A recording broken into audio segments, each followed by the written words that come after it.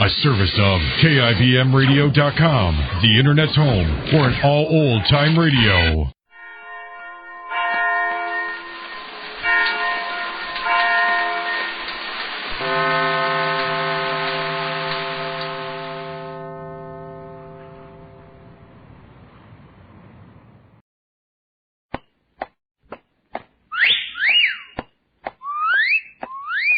Hiya, babe. Say, how about... Ouch! Does that answer your question, buddy? The Adventures of Maisie, starring Ann Southern.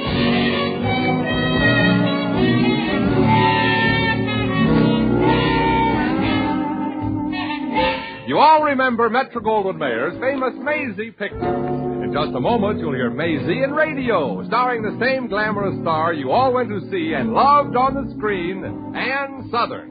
But first, your announcer.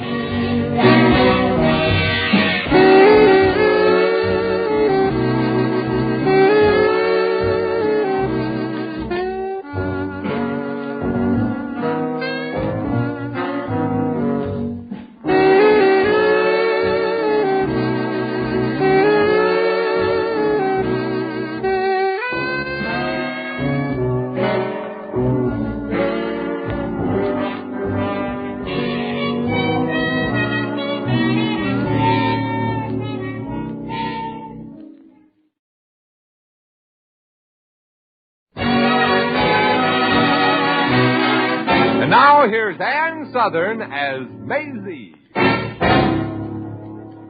Yep, I'm Maisie, like he said. Maisie Revere from Brooklyn. I'm in show business, you know. If you're putting on a musical, I'll be glad to sing, dance, tell funny stories, or even sweep up the place. Yep, the theater's in my blood. But if I don't start eating more often, there'll be very little else in it.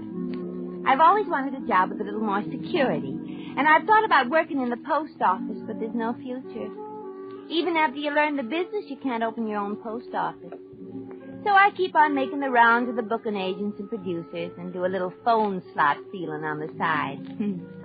Sometimes I pick up as much as $50. Depends on how I'm feeling. Well, today I was just about to leave Mrs. Kennedy's rooming house where my boyfriend, Eddie Jordan, and I live when the phone rang. The city editor of one of the newspapers wanted to see me, so I hurried right down to his office. Hey, wake up! Did you want to see me, Mr. Crunch? Why do you think I sent for you? Now sit down and shut up. Mr. Crunch, this is going to hurt you more than it does me. Ouch! You hit me. That is absolutely correct. You're fired. Okay, give me my 2 weeks' pay and I'll go. Pick it up at the cashier's office. Wait a minute. I haven't even hired you yet. That's right. And nobody's going to insult Maisie Revere without paying for it, either in cash or through the nose. Yeah, well, I prefer to bleed a little. I'm sorry I yelled at you, Maisie. I get used to thinking everybody is a reporter. Oh, well, that's all right, Mr. Crunch. You know, I used to be a nice guy, and then I saw a few movies with city editors in them, and I realized I was completely out of character. So I became a first-class stinker. Oh, I wouldn't say that. I think you're more of a second-class stinker. Oh, thank you, Maisie. Oh, that's all right. I'm always glad to say something nice, even if it isn't true. Well, now, let's get down to business. What do you want to see me about? Well, I'd better put my coat back on so you can concentrate. Yes, thank you. Now, let's see. Oh, of course. Maisie, as I remember, you conducted our advice to the Lovelorn column once when Mary Jane was on vacation. Oh, sure. The Don't Be Stupid, Ask Cupid column. Yeah, that's it. Mm-hmm. Mary Jane is going to take another vacation, so we need another substitute. Oh. Frankly, I didn't know whether to hire you again or use our janitor. Then I decided we needed the woman's touch. Well, thanks for your confidence in my qualifications. No. I am a woman. Who needs to be told that? Do you want the job? How about money? Well, all right, we'll pay money. I was hoping you'd take your salary in papers. You think I got rocks in my head? Who reads this paper? I often wonder myself. All right, suppose I offer you... It isn't enough. You know me pretty well, don't you? You bet I do. Now, suppose you pay me a salary of... That's too much. Well, okay. Suppose we compromise at $50 a week. It's a deal. Shall we shake on it? No. Let's put it in writing. Coward. Well, now you're working for me, aren't you? Yes, I am. Then get a move on and get to work. Yes, sir.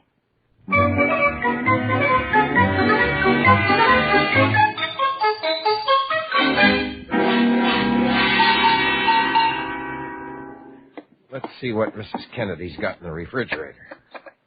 It's locked. Get your grabby hands away from that refrigerator.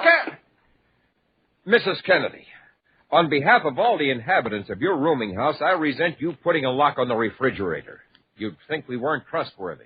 Look here, Eddie Jordan. I know my roomers, and they're the cheapest, chintziest, chiselinest, in their room cookingest bunch of burglars ever assembled under one roof. Are you insinuating that I'm a burglar? You bet. You're the champion. What were you doing by the refrigerator? I was just admiring the lock. Of course, I am a little hungry. So I thought I'd come in and smell the food aroma that drifts out where the door gasket leaks. Okay, I'll accept that lie. All right. So I was going to snitch a chicken leg. I can't help it, Mrs. Kennedy. When I'm unhappy, I have to eat. Huh. You know how long Maisie and I have been going together? Sure, the poor girl. Anyway, we've been fighting lately. Congratulations, Eddie. That's the best part of being in love. Oh, when my boyfriend Lester and I feel that love is dying, we stand toe-to-toe and slug it out. That always warms up the old romance. Not with me. I think my trouble is psychological. Psychological? Well, I haven't had a regular job for a while, and, well, when we go out on a date, Maisie usually has to pay my way. I feel bad about it. But it passes. No, it doesn't. Things just aren't the same as when I had a regular job. Then all she had to do was pay her own way. Eddie, I've got an idea. Why don't you write a letter to the Don't Be Stupid, Ask Cupid column? You think I get some good advice? Oh, I'm sure you would. Merton Falsgruber, get away from that icebox. Oh, hello, Eddie. Hello, Mrs. Kennedy. Hey, gee, you're not usually in the kitchen at this hour. So, I'll bet it's you who's been drinking the cream off the top of the milk. Oh, no, Mrs. Kennedy. Merton. Yeah, I done it. Hey, what are you people doing out here anyway? Necking? Well, I'm willing. Please, Mrs. Kennedy. Well, I'm not too old for it, you know. Yeah, that's what Eddie was telling me the other day. There's a lot of life in the old turkey, he said. So what were you doing here, so? Eddie was just telling me that he and Maisie hadn't been No, getting along too Mrs. well. Kennedy. Oh, gee, Eddie, I'm sorry to hear that. Wipe that smirk off your face. Well, maybe Maisie would like a younger, more interesting man who isn't as beat up as you. Do me a favor, will you? Go down to the East River and pull a wave over your head. Oh, boys. Personally, I don't mind if you both shoot each other, but I don't want to break in two new rumors. Well, Mrs. Kennedy, can you imagine Maisie having any interest whatsoever in this revolting little character? oh, You can't tell, Eddie. He's got a certain charm. That's me, gal. Well, maybe now that Eddie's losing out, you've got a chance. Yeah. Well, I'm going to write into the Don't Be Stupid, Ask Cupid column. I'm going to get some advice on how to keep Maisie interested in me. All right, and I'll write in and get some advice on how to win a girl who's slightly older than me. Are you going to sign your own name? What, and have everybody in the shipping room laughing at me? I'm going to write it under another name. I think I'll use the name of, Handsome. Oh, and I'll be known as Sophisticated. Oh, poor Cupid.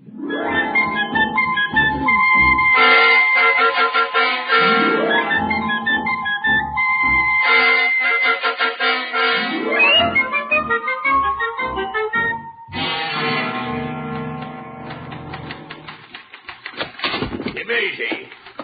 Oh, good morning, Mr. Crunch. How's our jolly old happy-go-lucky city editor? Oh, spare me your witticisms. I don't feel good. What's wrong? Everything going too smoothly? You look like you had a glass of vinegar for breakfast. I ate something that didn't agree with me. Oh. Well, what do you want? I thought I told you not to tell anybody you were substituting on the Don't Be Stupid, Ask Cupid column. There's a tired old tomato outside who wants to see you. Oh, that must be my landlady, Mrs. Kennedy. I told her if she came down with the paper, I'd pay her the rent I owe her. I knew I could have got you for $35. Well, save your tears and tell Mrs. Kennedy to come in here. Now hop to it. Okay, right away. Who are you ordering around? You, get going already. What a boss. He's got a personality like a temporary filling. Well, Mrs. Kennedy will keep this a secret, I'm sure. Let's see, I'll get the rent money out. Hello, Maisie. I just dropped in to chat for a moment. Where's the money? Oh, right here, Mrs. Kennedy. Oh, thank you. What are you doing here? Well, can you keep a secret? Maisie, you know me. Yeah, but I'll tell you anyway. I'm conducting the Don't Be Stupid, Ask Cupid column. You are? Well, what's funny? I don't know. Well, no, Maisie. It's just, honey, it's just that I'd expect the person who answers those letters to be older and more experienced. well, I'm old enough, and I'm as experienced as a girl can be without getting arrested. Yeah. Now listen to some of these letters. Read away, dear heart. Well, now, here's one. Dear Cupid, the man I'm going with is very nice, but occasionally I find out he has lied to me about something. Is it all right to marry a man who lies? Signed, Anxious. What are you going to say? Oh, it's easy. Dear Anxious, there isn't any other kind. Signed, Cupid. How true, how true. Oh, here's one. Dear Cupid, is it proper for a girl to put her arms around a man's waist while they're out walking? Signed, Eager. Oh. Well, I think I'll say, Dear Eager, no, it is not proper unless his arms are full of bundles and his pants are coming down. Very logical. Oh, here's one you've got to answer. It's signed... It's signed Handsome. What's it say? He says, Dear Cupid, I have been going steady with a girl for a couple of years, but lately I haven't been making very much money, and she started brushing me off. Well, now there's a girl who's a real rat. What a wonderful judge of character you are. Since she pays the check when we go out, she thinks she owns me and is entitled to boss me around. She's breaking my spirit. Graceful. Nowadays, I have to say, how's about a kiss, baby? Please? Well, it's girls like this who ruin guys for girls like me. Well, you should know, Maisie. Here's the rest of it. How can I get her interested in me again? What can I do to keep her from taking me for granted? Signed, Handsome. Of course, I don't see why the guy pays any attention to that girl. Oh, Maisie, don't be too hard on the girl. If you knew her, you might like her. It's not possible. Well, let's see. I'll say, Dear Handsome. Personally, I think your girl sounds like a turkey. But if you insist on her, why not try being the rough, tough, hard-boiled type? Kick her around a little. Show her you're the boss, and she won't take you for granted. Let me know how you make out. Signed, Cupid. I'll show him how to handle that girl.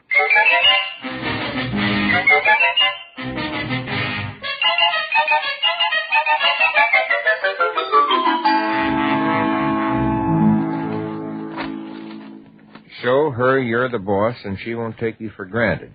Let me know how you make out. Signed, Cupid. Yep. That's what's in the paper, Mrs. Kennedy. Are you going to try being the rough, hard-boiled type, Eddie? Sure, but don't tell Maisie anything about me writing to Cupid. Oh. She's coming up the steps right now. Okay, I'll clear out. Oh, but I'll be interested to hear how Cupid's advice works on Maisie. Yeah, I feel better already. Remember, Eddie Jordan, you got Cupid on your side and you can't lose. Oh, what a day. Hello, babe. I'll give you exactly 5 seconds to start making mad love to me. Are you for real? No wisecracks, good-looking. Come here and tell me you're crazy about me. Or I may have to get rough with you. Okay, I'm crazy about you. Now go scratch yourself with a broken bottle and don't bother me. I'm tired, Eddie, and I don't want to wrestle. Come here and kiss me, you gorgeous thing, and hurry it up. Are you still here? Now, Eddie, I'm warning you. I got you. Oh. Try and get away now. Now let go of me, Eddie. I love this. Not now, Eddie. Eddie! Are you forgetting that I won my second black belt at judo? I'll handle you with a flash of strength. Oh, cut it out, Eddie. I told you I don't want it smooth. Stop struggling and put your arms around me. Okay, you asked for it. I'm putting my arms around you like this. Yeah, that's more like it. And I get you off balance like this. Hey, look out! And over you go. Right into the umbrella stand. Eddie Jordan, get up off my clean floor. Maisie, what'd you do to him? He was going to handle me with a flash of strength. And what happened? The spirit was willing, but the flash was weak. I've got other things on my mind. Like what? Well, I keep wondering how Handsome's going to make out with that girl.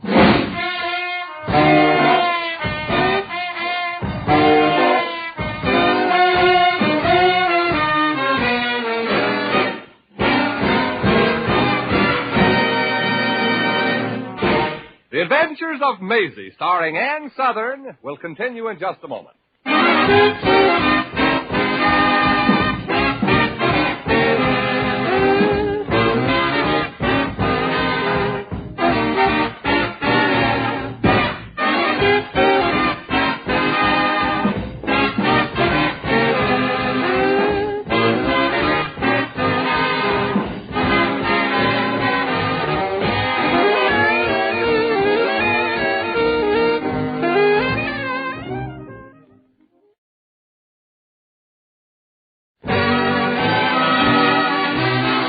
And now, back to Maisie. And so, remember that it's just as easy to fall in love with a rich man as a poor one. So good luck, and may all your children be wealthy. Hey, would you mind knocking first? Oh, it's you, Mr. Crown. Yes, it's me. And after this, when your city editor comes in, snap to attention and salute. Yes, sir. At ease. Are you responsible for this item in the Don't Be Stupid-Ass Cupid column? Huh? Dear Cupid, every morning when I come to work, my boss kisses me. How can I avoid this? Signed, chapped lips. Answer, come to work in the afternoon. Is that your handiwork? Sure. I thought it was pretty cute. Then how about this one? Well, let's see. Dear Cupid, I was out with a young man the other evening and drank 2 highballs. Did I do anything wrong? Signed, Worried. Dear Worried, how can I tell I wasn't there? Oh, that's a keen answer. Well, what do you want me to do? Give him a 25-word psychoanalysis? Certainly. What's this letter here from Sophisticated? Oh, that's from some kid who's in love with a girl who's older than he is. Smart lad. Yeah, but she isn't paying any attention to him. What did you suggest he do? Shoot himself? No. I told him to get the woman interested in him by pretending to get sick. Then when she helps him and takes care of him a little bit, she might get to like him. Say, I'll make a note of that myself. Might work with a younger woman, too. Are you married, Mr. Krantz? Oh, that reminds me. If you get a letter from a girl called Undecided, who can't tell whether she loves a young athlete or an older man of the world type who's a writer, you tell her to take the older man. Why? Yeah, because it's me. Oh, I see. When that letter comes in, you stack the cards for me and stack 'em good. But I can't let a young girl throw her life away on a guy like you. Are you calling me a rat? All I say is, if the Pied Piper of Hamelin came walking down the street right now, you'd fall in behind him. Somebody who knocks must be a stranger. Come in. Hello, Maisie. Oh, hello, Mrs. Kennedy. Oh, now, Mr. Crunch, here's somebody more your own age. Mrs. Kennedy, would you be interested in marrying Mr. Crunch? Well, I never make snap judgments. But I could give you a decision in 10 or 15 minutes. Yeah, heaven forbid. Goodbye, Maisie. Maisie, I just dropped over to see if you'd heard anything from the man who signed himself Handsome. Oh, yes, I did. How did your advice work out? Well, that girl he goes with is a disgrace to the female sex. She's the lady wrestler type. Oh, you don't mean it. Yes. Can you imagine a girl throwing a guy over her shoulder onto the floor? A girl's got to be soft and feminine and yielding. Up to a point, of course. Like you are, Maisie? Well, thank you. I know I have my little faults, but I'm nothing like this girl Handsome's having trouble with. Oh, you're as different as day and night. Well, I'm going to fix that girl this time. We're giving her the reverse treatment. My answer will be in the afternoon paper. Oh, that's great, wonderful, marvelous. And what is it? Well, the reverse is the caveman technique. Oh. If they go out tonight, every time she gets interested in romance, he'll avoid it. Yes, yes. He won't kiss her. He won't hold her in his arms. Oh. He'll talk all the time. Yes. And if she mentions love, he'll change the subject. That'll stir her up. Oh, I wonder if it'll work. Oh, sure. All girls love to be kissed by their man, that's held in his arms and kissed, and what? I don't know what reminded me of him, but I wonder what Eddie's doing tonight.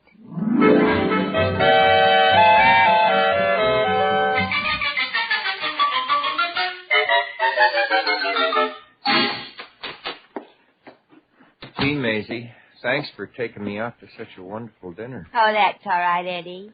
What a sensational steak I had. It must have cost a fortune. It was $4.75. But who looks at the prices? Music was nice, too. Yeah, but you didn't dance as close as you usually do. No. Once there was 2 couples dancing between us. Well, when we dance too close, it messes your dress. Well, we're home now, so it doesn't make any difference anymore. Shall we go in the sitting room for a while?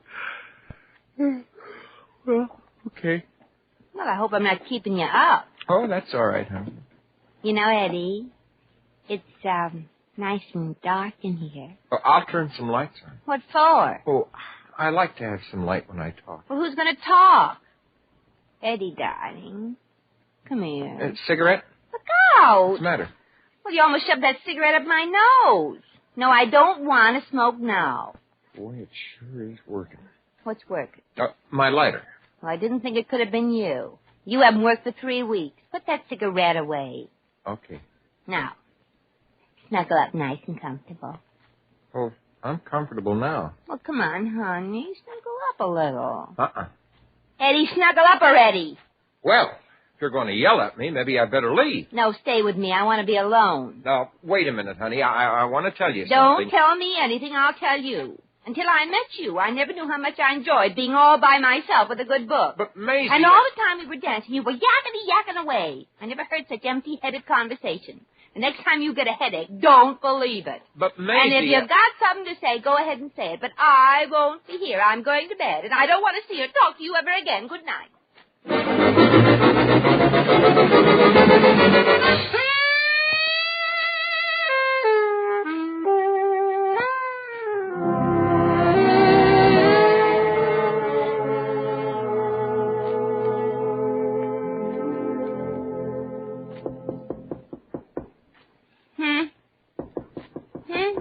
Oh, who could that be? Just a second. Oh, where's that bathroom? Oh, where are the sleeves? Oh, I'm trying to put it on upside down and inside out. Who is it? It's me, Merton Falsgruber. Oh, what's the matter, Merton? I'm sick. Well, I'm not exactly feeling great myself. Where do you hurt? Well, all over. The pain's localized, huh? I think I'm going to faint. Oh. Well, don't expect me to catch you. Oh. No, I guess I'm not going to faint. Oh. What was that? I keep getting those terrible pains. Well, how fast are they coming? Oh, about every 3 minutes. Oh. Well, you better rush yourself to the hospital. Maybe you're about to become a mother. I don't think so, no. Oh. Well, what do you think's wrong with you? I think I'm dying. Yes, I am. Would you like to nurse me back to health, huh, Maisie? Listen, Merton, there's nothing wrong with you. Nothing new, that is. Well, what makes you think so? For a dying boy, your eyes are wandering around too much. Oh, well, I thought I was sick. Now go back to bed before I lose my lovely disposition.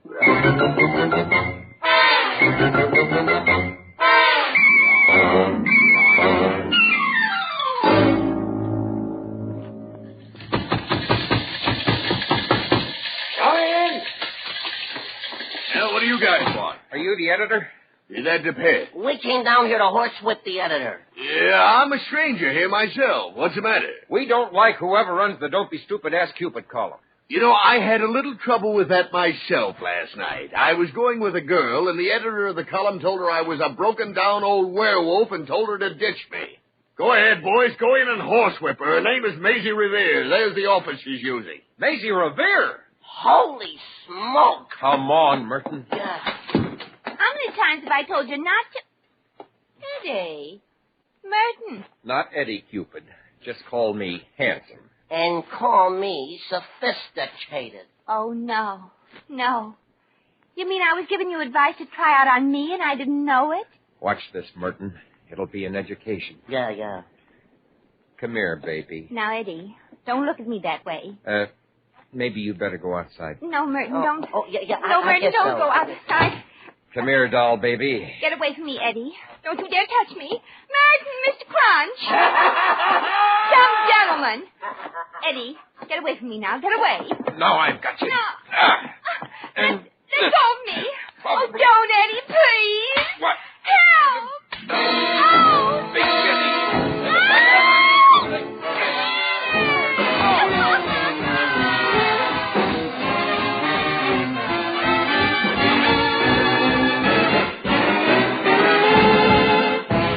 In just a moment, we shall return to the adventures of Maisie.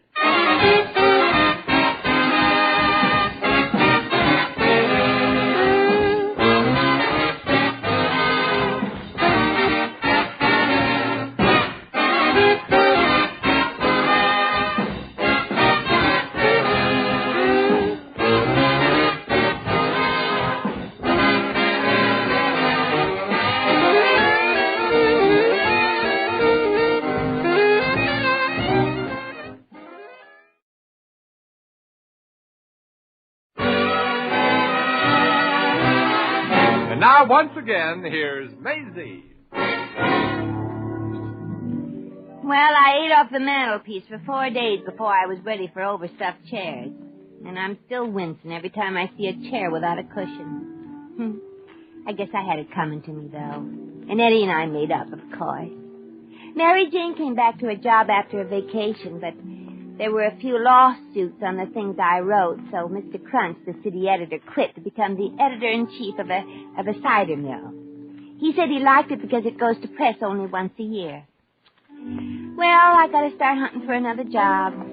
Come on, Fee. Get moving.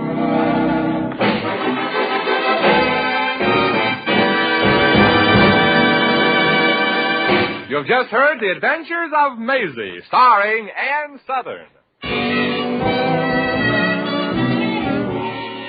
Maisie was written by John L. Green. Original music was composed and conducted by Harry Zimmerman. Supporting cast included Elvia Allman, Pat McGeehan, Sidney Miller, and Frank Nelson. Jack McCoy speaking.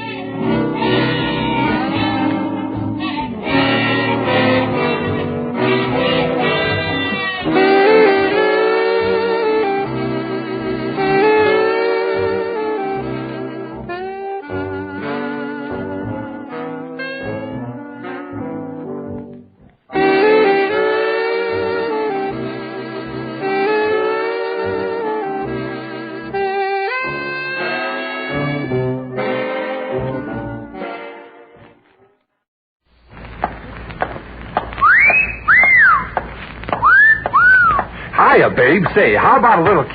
Ouch. Does that answer your question, buddy? The Adventures of Maisie, starring Ann Southern.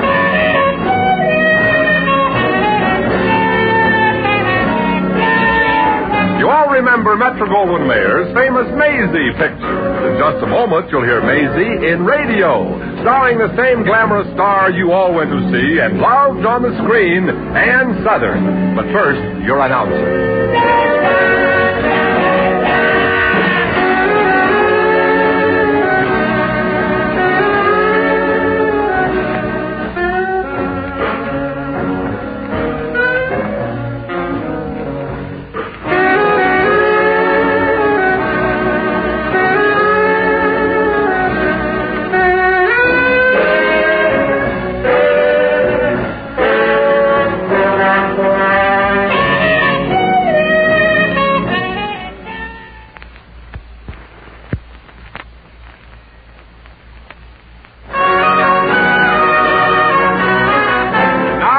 and Southern as Maisie. Here by Maisie, like the man just said. Maisie Revere of Brooklyn. You know, I'm in show business, and it's a wonderful business to be in. At least that's what people who aren't in it tell me. The main difference I notice is that they eat and I don't. Half of the time I'm working at some other kind of a job, so I won't give show business a black eye by starving to death in it. That's the way things are now. Temporarily, I'm sort of a secretary to a man named Simon Potzer. The other day he said he was looking for a private detective, and I recommended my boyfriend, Eddie Jordan. Eddie's a real sweet guy with only one defect. He hates to work. So I gave him a little advice before he went in to see Mr. Potzer. Now remember, Eddie, tell Mr. Potzer that you've had plenty of experience as a detective. Yeah, but Maisie, I don't know a thing about it. Well, never mind. Be a mysterious type detective. Tell him about some of the cases you've worked on. Gee, Maisie, what cases? Don't make them up. The case of the two-headed blonde, the case of chicken pox case, and the copper's kipper caper, you know. Well, I must admit that a two-headed blonde would be a very interesting case. One head could be putting on a fresh lipstick while the other was busy smooching. Oh, all right. Stop dreaming, Eddie. I'm not going to grow another head just to please you. Okay, baby.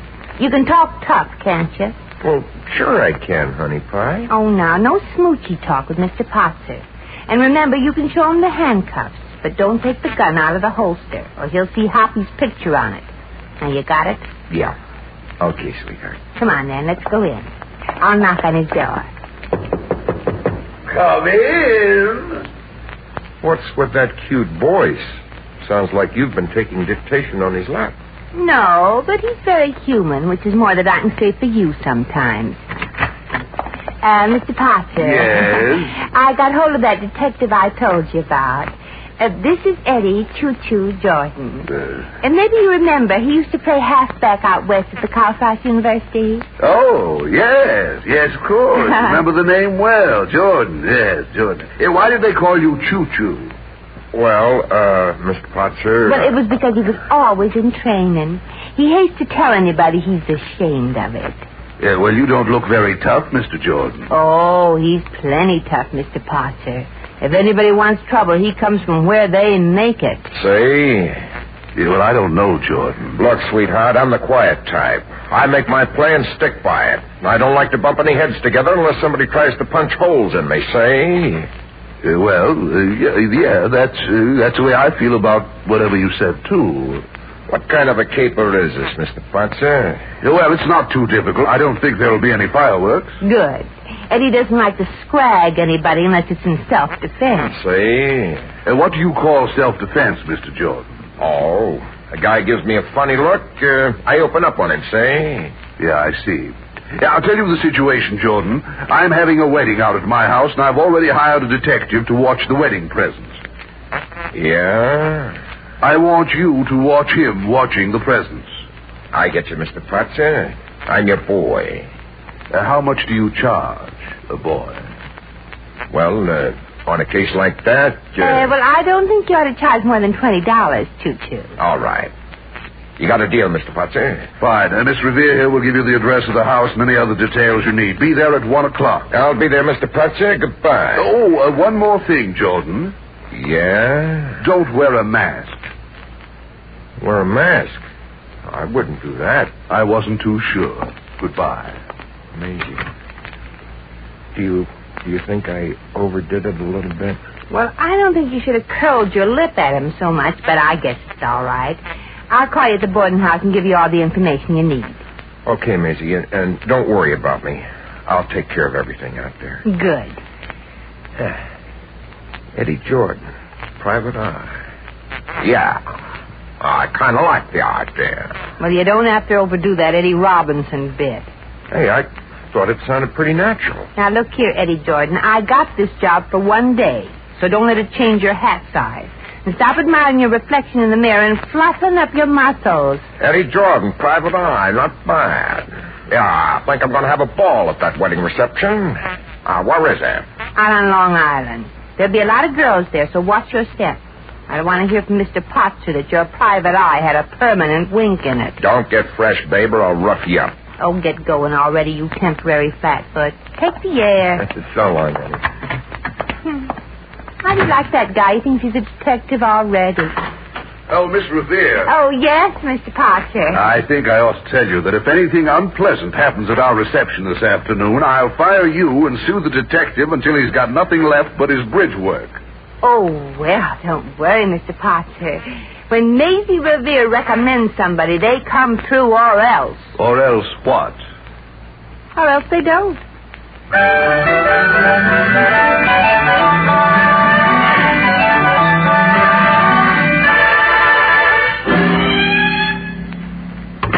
Is that you, Maisie? Yeah, it's me, Miss Candy. Well, congratulations. Your boyfriend, Eddie, just told me he went out and got himself a job as a detective. I know. I got it for him. Really? He didn't mention that. I also did all the lying for him. Is he still here? No, he's already left. My, I'm so happy and excited for him. And now he'll be able to pay me his rent. But what's he doing? Well, he's sort of a Great Dane for a lot of wedding presents. And he's got to keep an eye on another detective. Well, that's nice. But there's one flaw in it. I know. Nobody to watch Eddie. That's right. Mm-hmm. Yeah, but he might make a good detective at that. You should see the way he can frisk my refrigerator for cold cuts. I have, many a time. You know, Mrs. Kennedy, maybe I shouldn't have pushed Eddie into that job. I'm a little worried about him. Oh, I wouldn't worry. Just ask yourself, is he trustworthy, capable, and intelligent? No, but he's lovable. Well, if there's anything to those detective stories I read, being lovable is a great help. Yeah, there never seems to be any shortage of women in those stories. And usually they're luscious redheads. Yes, and you're a blonde. Yeah. You know, I think I'd better go out there and just make sure Eddie doesn't get things all messed up. Oh, if you do, he won't like it. But he'll never know I'm there. I'll put on a heavy veil and a heavy accent and pretend I'm a widow. That ought to keep him from knowing me. It won't keep him from noticing you. Well, that's all the better. Maybe the young widow can find out what Eddie thinks about Maisie Revere.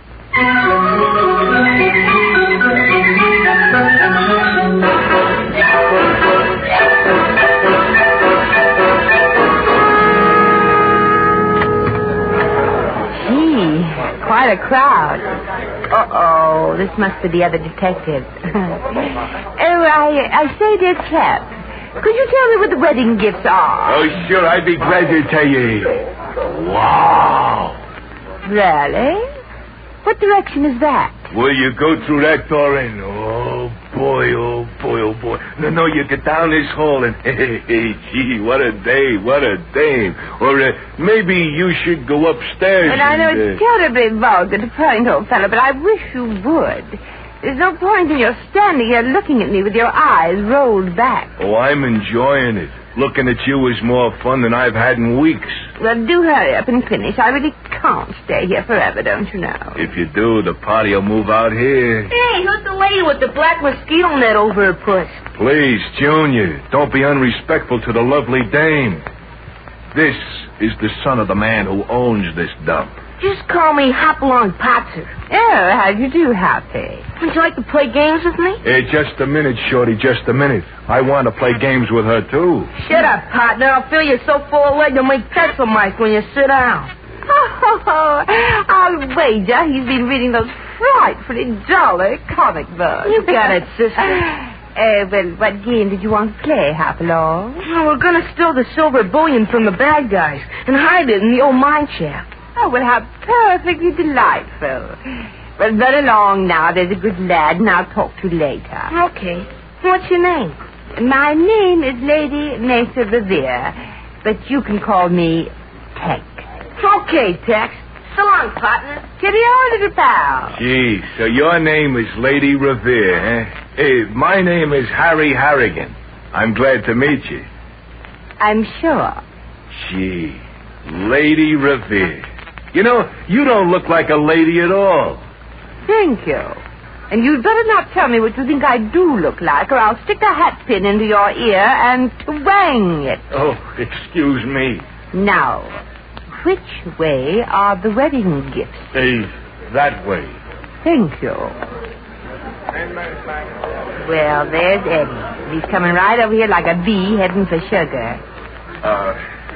May I help you? Oh, well, that's thoughtfully decent of you, really it is. I merely wanted to rummage through the wedding gift stores, you know. Go right ahead. Nice day, isn't it? Possibly, if you happen to like nice days. Personally, I loathe them. Well. Some very tired-looking gifts, I must say. My name's Eddie Jordan. Bully for you. Good heavens, there's not a single gold picture here. It's all silver. How utterly revolting. I don't believe I've met you. What's your name, beautiful? Lady Makefield. But you can call me Your Grace. And you can call me Your Eddie. Get it? It's sort of a joke. Yes. Look, beautiful, let you and me wander into the next room. There's nobody there, and we can chat. Oh, you are a smasher, aren't you? But very well. Lady Macefield, you're an English deep freeze that needs a little defrosting. I'm just the boy who can do it. But tell me, Edward, don't you have an American girlfriend? Who, me? No. Oh, well, surely there must be some girl who's interested in a charming and cultured chap like you. Oh, sure. Lots of girls are crazy about me. But you know they bore me. Ah, most interesting. Isn't there one girl that you like better than the other? Well, there is a girl. Her name is Maisie. What's so amusing? Oh, she's such a funny-looking character. Her nose is a screen. Really? It's turned up from being pressed against jewelry store windows. And stupid? Oh, brother. Just thinking about it doubles me up. Well, I'll straighten you right out, Eddie Jordan. Maisie. So I'm stupid, huh? And I've got a funny nose, huh? Well, I'm going to take your ears and reverse them. Now, wait a minute, Maisie. I knew it was you all the time. I don't believe you. You've got to believe me, Maisie. You've just got to. Why? Look, darling, you might be able to fool me by wearing a full-length veil. But this stuff over your face is no disguise at all. Not to me, it isn't. Oh. You mean it, Eddie? Sure. Jordan! Where are you, Jordan? Put the veil back down. Here comes Mr. Potts. I'm right in here, Mr. Potts. Why aren't you watching the presents? Oh, hello, Maisie. Some disguise. What are you doing here? Oh, well, hello, Mr. Potter. I was just checking to make sure that everything was going all right. That's just peachy. While you and Jordan were in here, somebody has taken the big antique silver tray. The silver tray? It's gone all right, Mr. Potter. It just isn't there. Everything was going fine until you got here, Maisie. Yes, but That antique silver tray is worth $1,500, and if it isn't recovered today, you two can spend the rest of your lives paying it off. Oh, I wish I were dead. If you don't find the tray, I'll help you get your wish.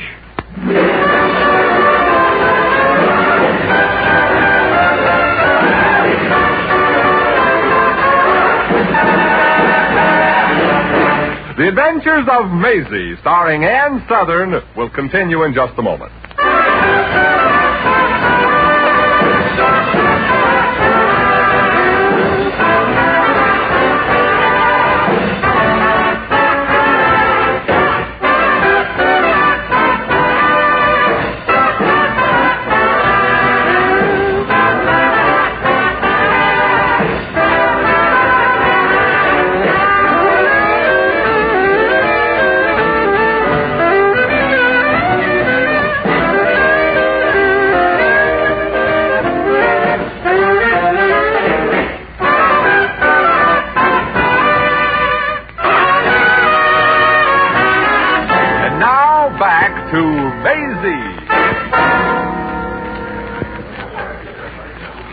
Now, don't worry, Eddie. I'll find out if I have to frisk everybody in this place. You'd better. Would you like to start frisking me? Tell me something, Sherlock. Are you true or false? Gee, she's cute. She's got lots of character. And that ain't all. Oh, boy, oh, boy. Oh, boy, oh, boy. Well, you can have it. Oh, thanks, Eddie. It's mighty nice of you to turn the little dish over to me. Well, get those grubby donut snatchers off me. I'll see you later, Eddie. You'll see me later, too, honey. Gee, I really done it this time. How could I be so stupid? Well, I guess it isn't hard when you put your mind to it. Oh, there's a woman. There's a silver tray behind her chair. Well, hello. I beg your pardon. Were you talking to me? Yes, I was. I just said hello. I see. Well, you'll have to pardon me. I don't have my glasses, and I can't see a thing. Are you anybody I know? I don't think so. Are you anybody I know? I rather hope not. I do wish I had my glasses. If I don't have my glasses, I can tell who it is I dislike. Who it is that you like. I never like anybody. Well, that's a nice philosophy. Why don't you get yourself an extra pair of glasses? I have 3 pair now. 1 for outside, 1 pair for inside, and the 3rd for looking for the first 2. I noticed there's a silver tray behind your chair. I shouldn't be a bit surprised. I put it there. Aha!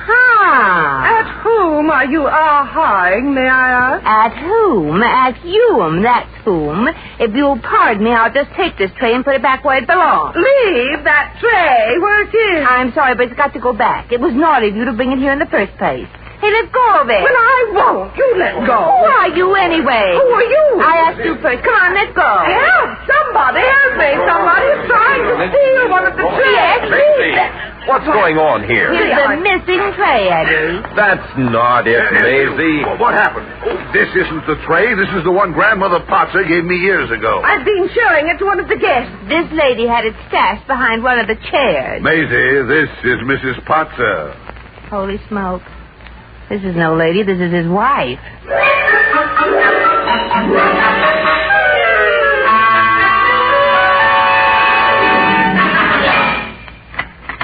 Who is this? Oh, it's you, Harry. Yeah. Hey, what's wrong with you? Eddie got me into this room, and before I realized what he was doing, he handcuffed me to the radiator. Well, you're sort of helpless, aren't you, doll? Yeah. Get me loose, will you? What for? If I unlock the cuffs, then you go away. I've never been this close to such a luscious little dish before. Now, please, Harry, be a good boy. Who wants to be a good boy at a time like this? The smell of your perfume is intoxicating. Oh.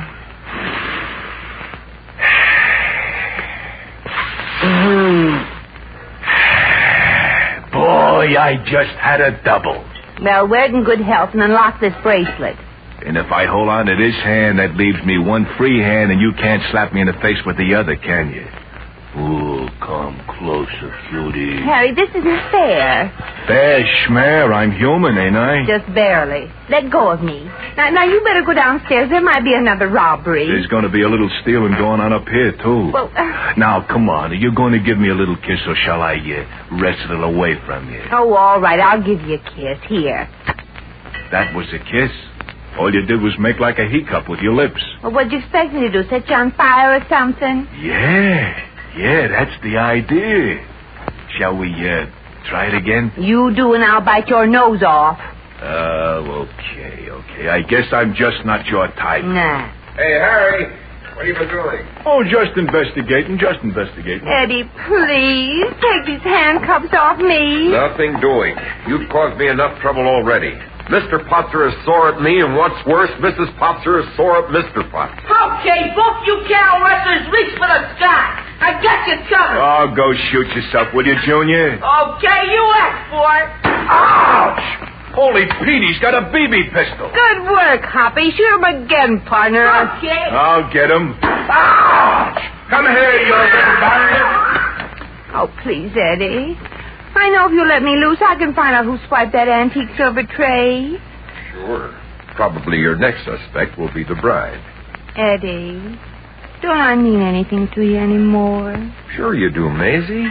Nothing but trouble. Eddie. Yeah? Come here, you handsome devil. Uh-uh. Come here and put your arms around me and tell me you forgive me for getting you in so much trouble. Well... Just kiss me and tell me you forgive me. Well, I guess it's the least I can do. It's the most you can do, too. Oh, you are a gorgeous thing, honey. Don't bother rattling it. I'm not going to unlock you. Oh, you're so strong and good-looking and masterful.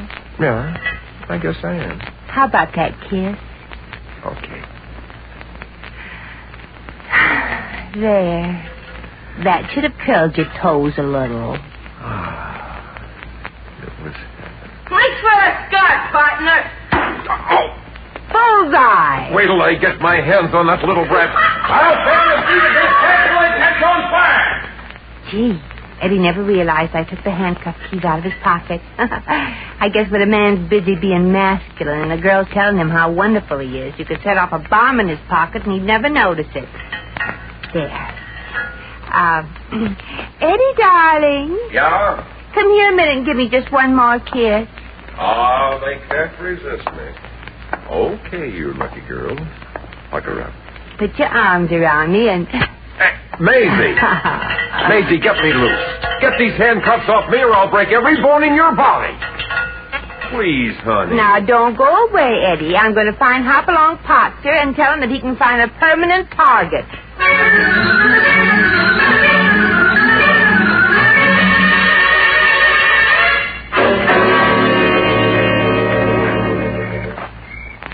Hey, Tex! Tex?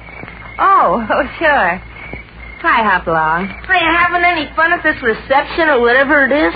Partner, your old pal Tex Revere has been ambushed, massacred, and staked out on an anthill. I've had the exact opposite of a good time. How about you? Well, I've had a little fun with my BB gun. Did you notice a big lady in a purple dress? Yeah, I had a short conversation with her. I said, hello, it's a nice day, and she said, Did you notice she hasn't been sitting down lately? Hoppy, you haven't been sending any of the guests to the last roundup with that BB gun, have you? No, can't even bother some of them. You know, I think they're wearing armor plate right where they make the best target. Well, maybe you can dimple them to death. Yeah. You know, I promised you I'd play that game with you, whatever it was, but I've got to do a little detective work right now. Maybe you could help me. Oh, sure. I'm through with the game anyway. That's good. What was it? You won't tell anybody. Oh, of course not, partner. Okay, Tex. I stole the silver bullion from the bad guys and hid it in the old mine shaft. Well, that seems like it. Just a minute, Hoppy. Who are the bad guys? Oh, everybody. Except you, of course. Oh, well, I'll tell you something, Hoppy. I think you got on the wrong side by mistake. And if we don't restore that silver bullion back to its rightful owners, your pal Texas Revere may get lynched by her boyfriend.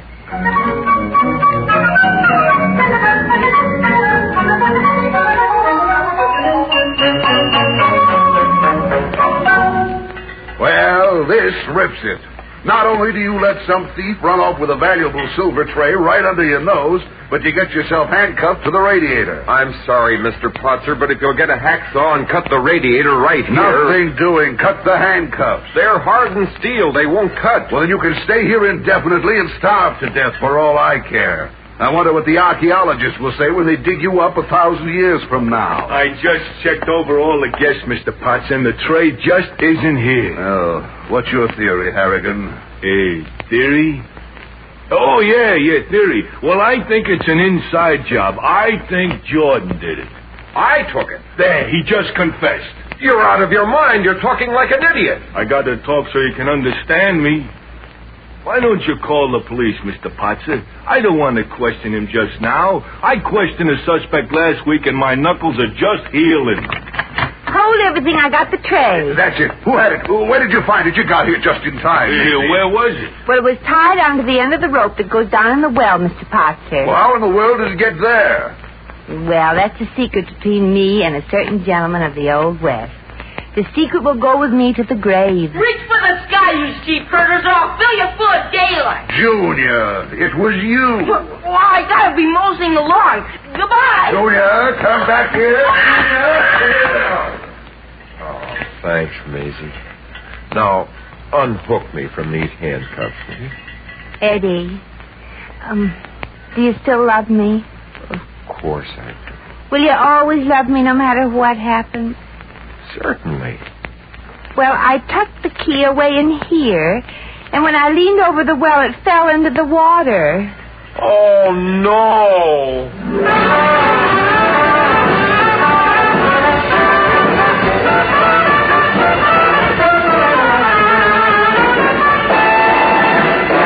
In just a moment, we shall return to the adventures of Maisie.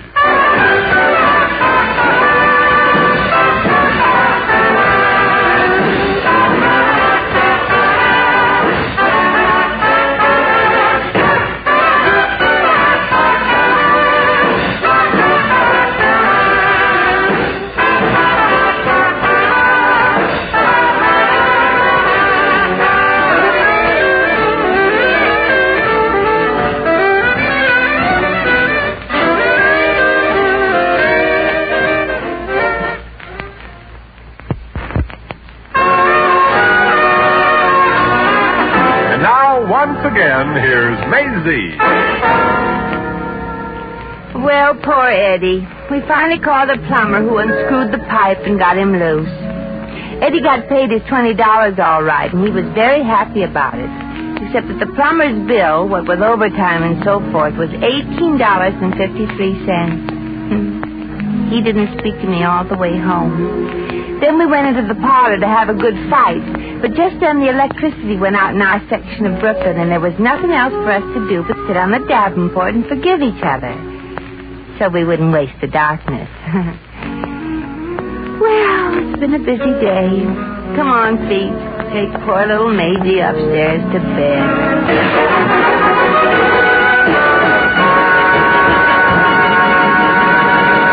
You have just heard The Adventures of Maisie, starring Ann Southern.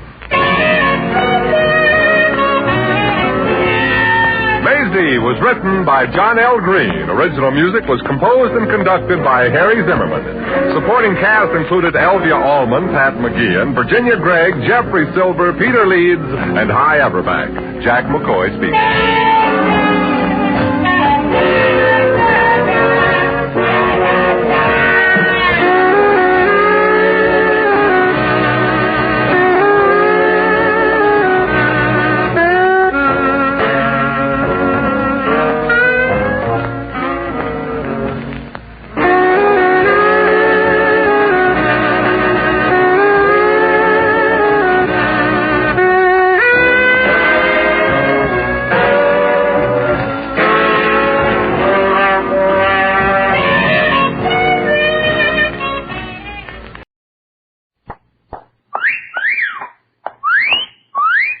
Hiya, babe. Say, how about... Ouch! Does that answer your question, buddy? The Adventures of Maisie, starring Ann Southern.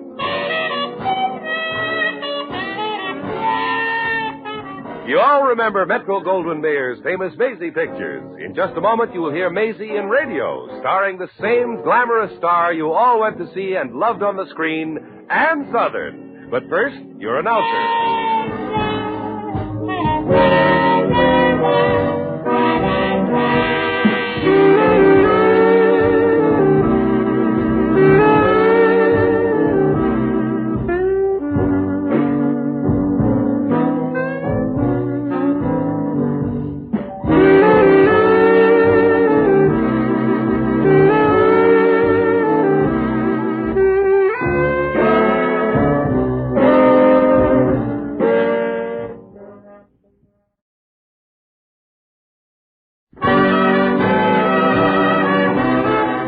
And now, here's Ann Southern as Maisie. Yep, I'm Maisie, like the man said. Maisie Revere of Brooklyn. They say all roads lead to Brooklyn, and I believe it because I've personally walked over all of them. I'm in show business. It seems I'm either walking to a job that's ready to fold or walking back from one that just has. In this case, I've just been with a stock company playing in a play called The Cherry Orchard. I hope the audiences understood it. I didn't. And when they cut the orchard down in the last act, I wanted to go out and help chop. Well, this morning I was walking along the road in the rolling hill country, and the scenery and the clouds are so beautiful I could hardly feel the shellacking my feet were taking. Then I heard a car pull up behind me and stop. Good morning, young lady. Oh. Oh, don't be scared and dive into those bushes. Oh, hello. You'll pardon my presumptuousness, but may I offer you a ride in this ancient but honorable old chariot? Well, I don't know. Well, I always stop and ask every beautiful young girl if she wouldn't care to ride to the next town with the country's most notorious rake, woman chaser, and libertine. 50 years ago. Well, I must admit that's a very frank approach. Oh, yes. I've always found that honesty was the best policy. Occasionally. But if you don't feel safe sitting up here with such an unsanctified character, you can ride in the trailer behind. Oh, no, I'm not that worried. But let me read the sign on the trailer. Oh. Old Doc Quackenbush, sole inventor, manufacturer, and distributor of Quackenbush's Universal Elixir. Oh, well, then you're a doctor. In some states, yes. Allow me to introduce myself. I am L. Ron Quackenbush, M.D. Well, I suppose the M.D. stands for Miracle Doctor. No, it stands for Medical Delinquent. Well, my name is Maisie Revere. I'm glad to know you, Doc. Well, the pleasure's mine, Maisie. Well, here we go.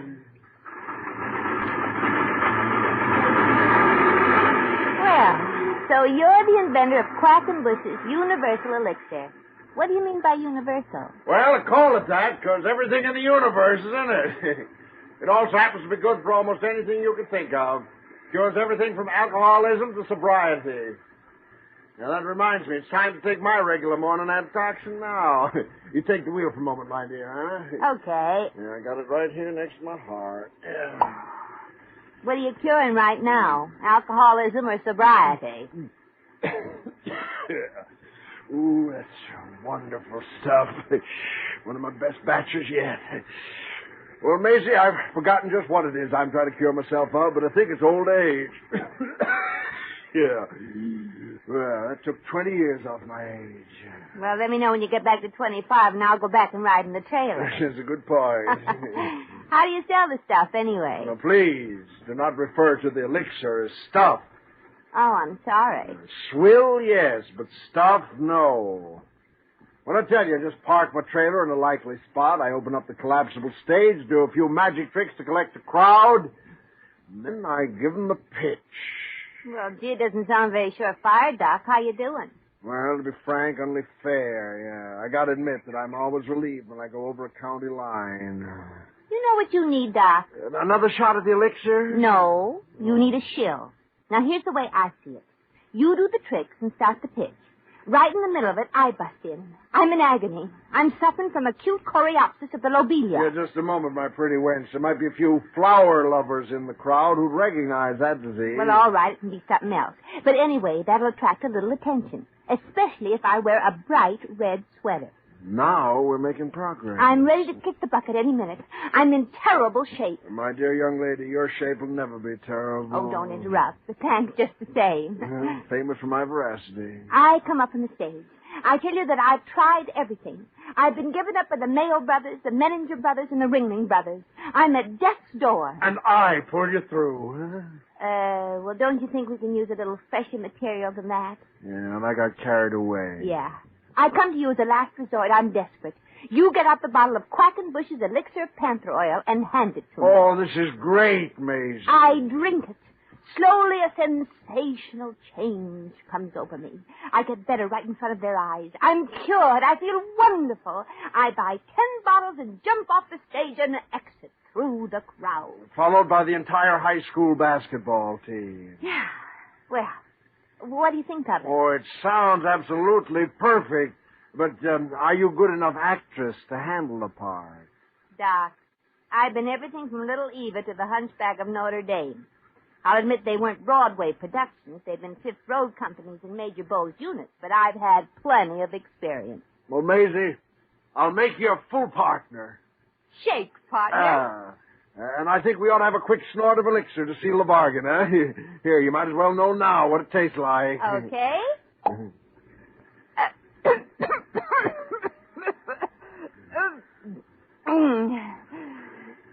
You like it?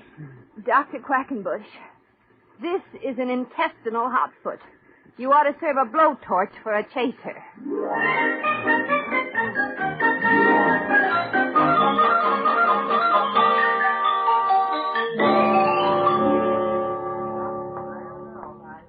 Here's your soda, good looking. Well, thanks, handsome. Maisie Revere. Gee, somebody knows me in this town. I hope it isn't the sheriff. Oh, Maisie, gee, it's wonderful to see you. Well, hello. Remember me, Steve Carmichael? Well, in those days it was Captain Steve Carmichael. Oh, sure.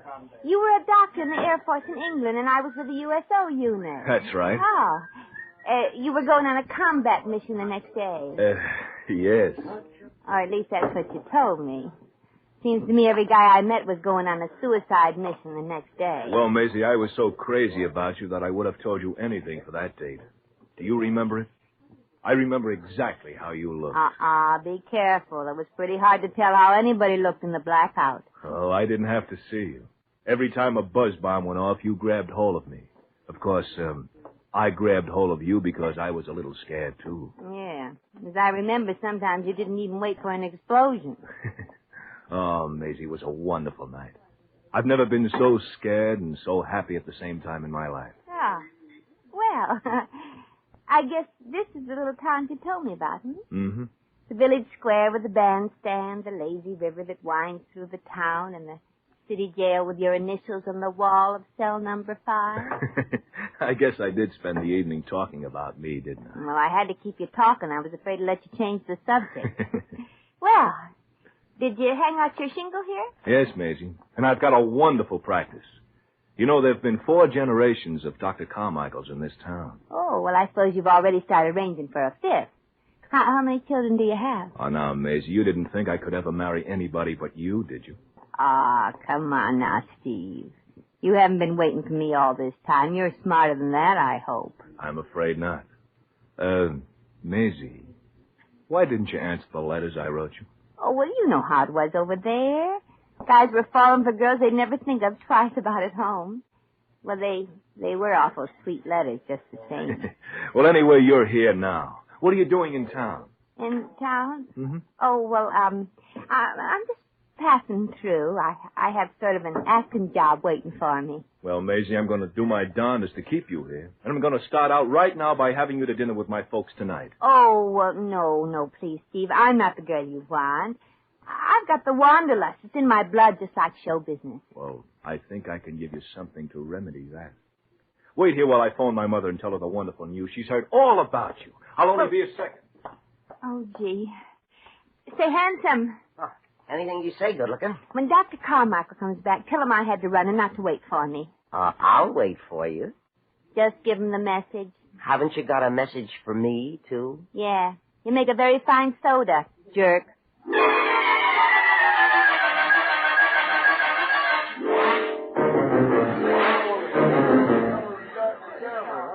And so, my friends, I gave that poor suffering man a bottle of Quackenbush's Universal Elixir. He drank it, and in front of my very eyes, yours. Another case. A man was an auto mechanic. He came to me and said, Doc, I'm ready for the junk heap. I got a loose cylinder head, a leak in the fuel pump, my valves need grinding, my crankcase ought to be drained, and I've blown a gasket. I'm tired. I got no pep. My wife is thinking of leaving me. Yes, my friends, he was a very sad picture of a man, standing there with the tears rolling down his cheeks.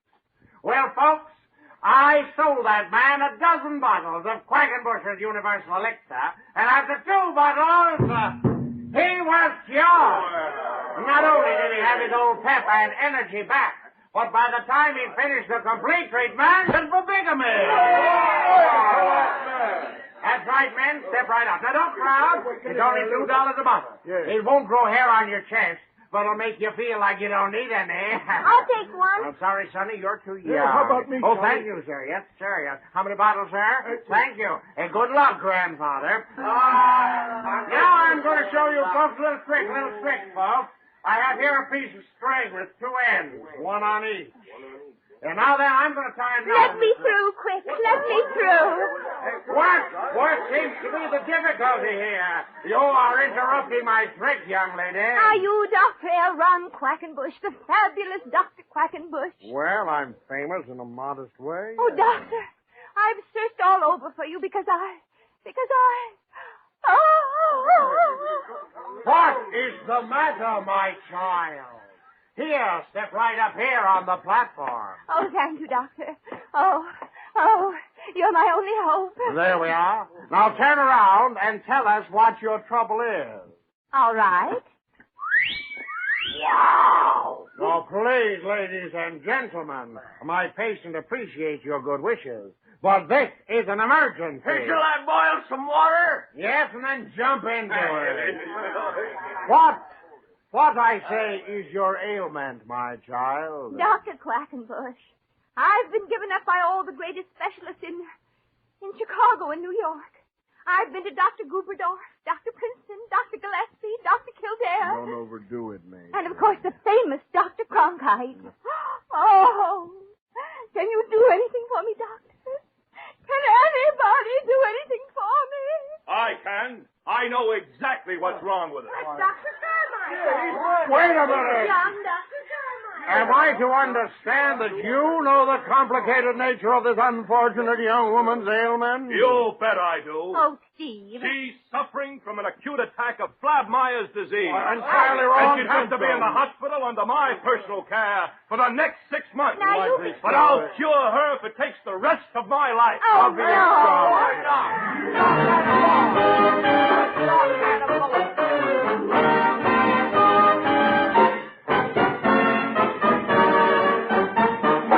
The Adventures of Maisie, starring Ann Southern, will continue in just a moment.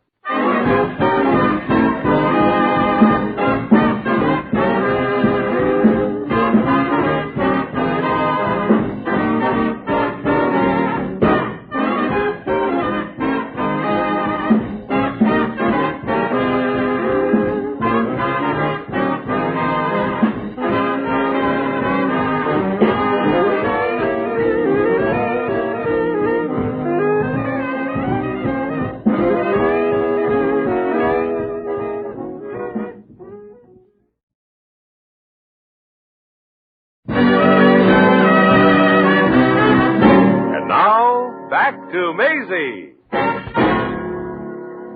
Dr. Robinson is wanted in surgery. Dr. Robinson is wanted in surgery. Wonder what old Butterfingers has done this time. Last month he sewed up a tennis racket inside. Oh, my gosh, is this thing still on? Holy... And how are you feeling today, Maisie? Oh, Steve, you louse. Oh, no kidding, gorgeous. How are you? If you want to find out how I am, look at the chart at the foot of the bed. Oh, yes, of course. I'll look. Some doctor, I'll say. I'm feeling the same as I was yesterday and the day before and the day before that. I'm fine. Yes, but according to your chart, you're not quite as mad as you were. I see here that your temperature has dropped down to 115. Well, you'd be mad, too, if somebody kidnapped you off a stage and put you into a hospital. That was the best acting job I've had in a long time. Acting? You were just a live commercial for a bottle of souped-up soda pop. No. Oh, but, Maisie, of course you did look pale and beautiful, dying with the ravages of Flabmeyer's disease. Steve, make him give me back my clothes, huh? When are you going to say you'll marry me, Maisie? Oh, Steve, you're a wonderful guy, and I do like you a lot. Maybe even a little more, but, gee, I don't know. I wouldn't make a good doctor's wife. Calling Dr. Carmichael. Dr. Carmichael, report to the clinic, please. Well, Maisie, I've got to go. They're calling me. I'll be back later. Come in.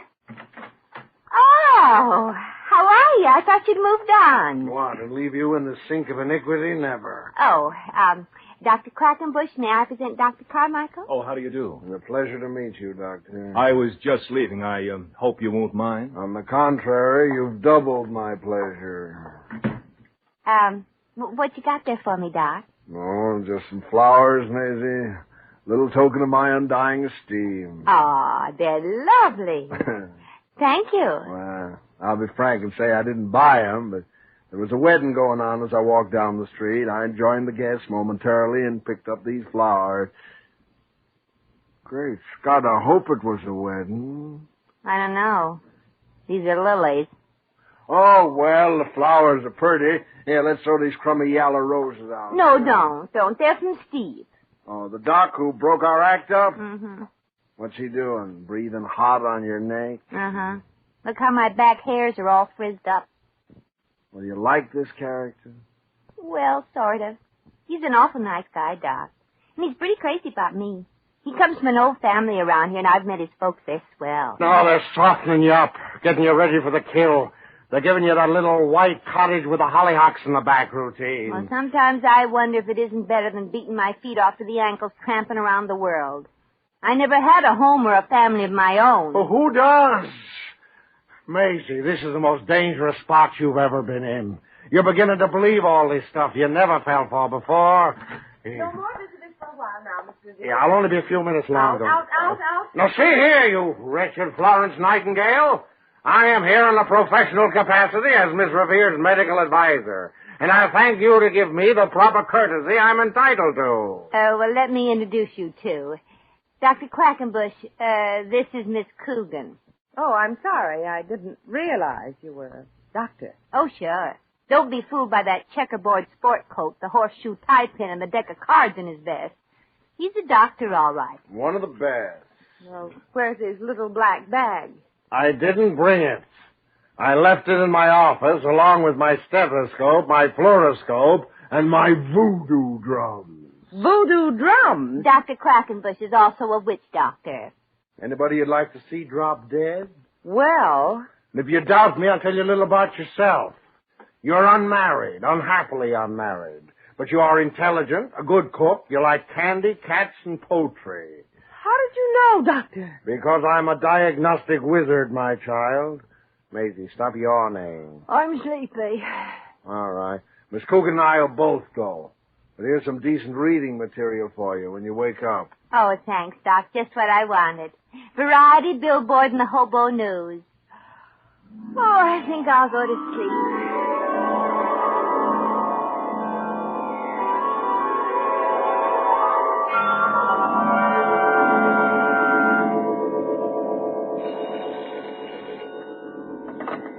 Dr. Carmichael's residence. Oh, hello, Mrs. Delphian. This is Mrs. Carmichael speaking. Maid's day out, you know. Dinner at the country club? Oh, Stephen and I would be delighted. So nice of you to think of us. Yes? Oh, yes, thank you. Bye. I'm home from school, Mom. And the door, dear. Okay. What'd you do in school today? We wrote themes on the subject of what's wonderful about my mother. Oh, well, I hope you could think of something. I said you were the only woman in town who'd been shot out of a cannon. Oh, yeah. In those days, I was a perfect 16 gauge. I also said you used to do the hula on a sideshow. Stevie. Well, I was just kidding. And besides, this is only a dream. Oh, yes, I forgot. Of course, it's true. It's true. Oh, hello, darling. Hiya, gorgeous. Hello, Stevie. Hi, Pop. Well, here comes the mushy stuff. Oh, I'm crazy about you, Maisie. And you're looking more beautiful than ever. Gee, you tell me that every day, and do I love it. Any calls for me? Yes. Helen Thorson, she's a pretty girl. Lydia Brown and Roberta Cassidy and Mrs. Wilkerson. Oh, I wonder what they want. You, I suppose. Oh, yes. I wish you could confine your practice entirely to old men. Oh, now, Maisie, you don't worry about me, do you? Maisie? Maisie? Maisie? Wake up, Maisie. Maisie. Oh, where am I? Well, what happened? Oh, you've really been dreaming, gorgeous. Oh, it's you, Steve. Maisie, look, I've got to run out on an all-night emergency call, but I just have to ask you again. Will you marry me? Marry you? Mm-hmm. Well, yes, of course, Steve. Oh, Maisie, that's wonderful, wonderful. I'll see you later, honey. Oh, my gosh. What in the world did I say?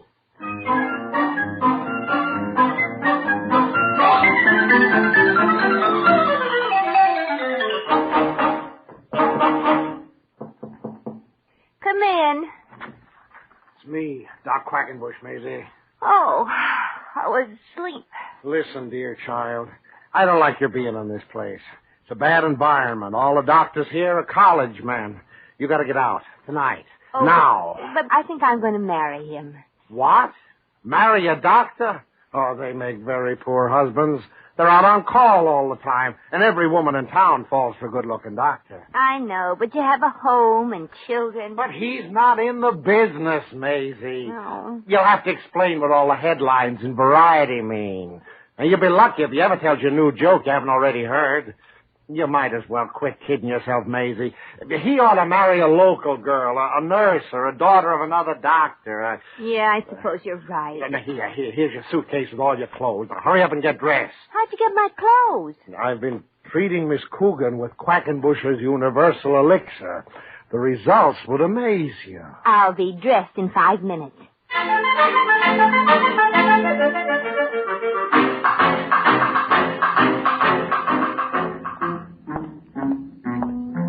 Are you sure we can get past Miss Coogan, Doc? It's a cinch. Watch. Hello, Mr. Revere. I see you're planning on leaving us. Yeah, Dr. Quackenbush recommended it. Yeah, that I have. Dr. Quackenbush? Well, now, really, Mr. Revere, I don't think that he is a doctor. Sure. Are you hiccuping, Mr. Revere? No, you are. Oh, that's not the funniest thing. Well, as I was saying, I tried some of Dr. Quackenquack's Universal Elixir, and it's nothing but a little flavored water. Are you sure I have hiccups? Well, I think it's Dr. Quackenbush. Would you give this note to Dr. Carmichael when he comes in, Miss Coogan? I'd be delighted. Yes, Let me ask you something, Miss Coogan. Are you happy now? I'm the happiest girl in the world.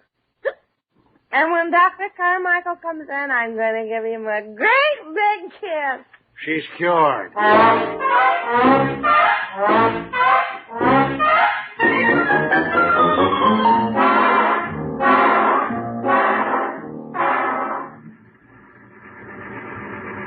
Well, there's the sun coming up, Doc. Yeah, Maisie, it's the dawn of another day. Yeah. The world lies before us, full of adventure, excitement, and suckers to sell the elixir to.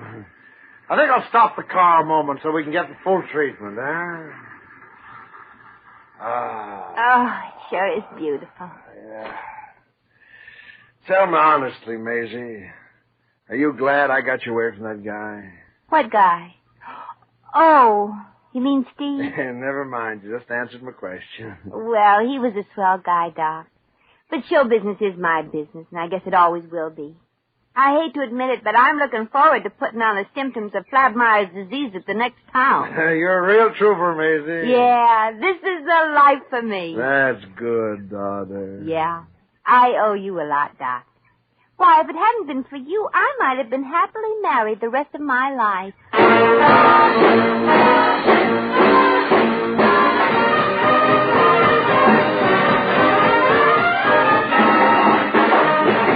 In just a moment, we shall return to the adventures of Maisie.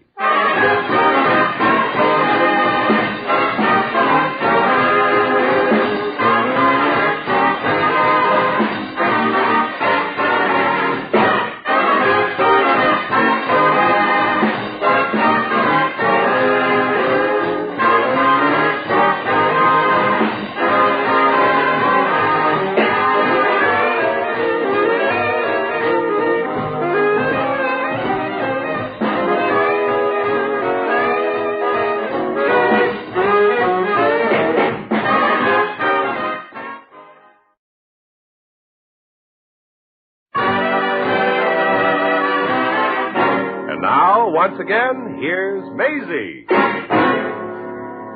Well, that was the closest I've ever come to getting married willingly. I've been closer unwillingly, but that's another story. In that case, the guy had a gun, and, well, I'll tell you some other time. As for Steve, I got a letter from him in care of Billboard a couple of weeks later. It seems that Miss Coogan gave him that big kiss when he came back, and it developed into a beautiful romance. The elixir did something for her, and Steve wanted a case of it to keep her in trim. He also wanted to analyze it and see what was in it. So if you hear of somebody discovering a new vitamin or miracle drug in the next few weeks, you know that it's nothing but concentrated Quackenbush's Universal Elixir. Well, feet. You got a new job dancing in a nightclub, so let's get there and get going.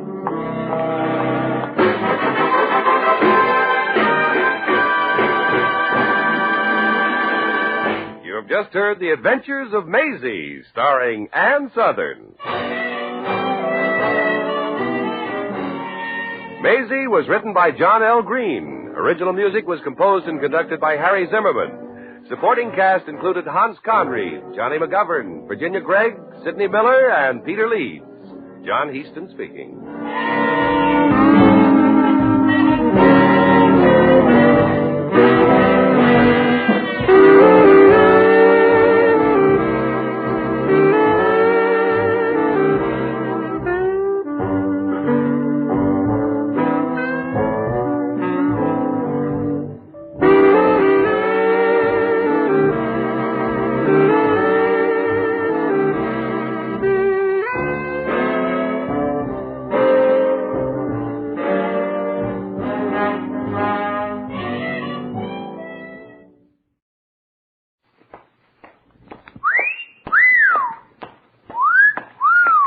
Hiya, babe. Say, how about a... Ouch. Does that answer your question, buddy? The Adventures of Maisie, starring Ann Sothern.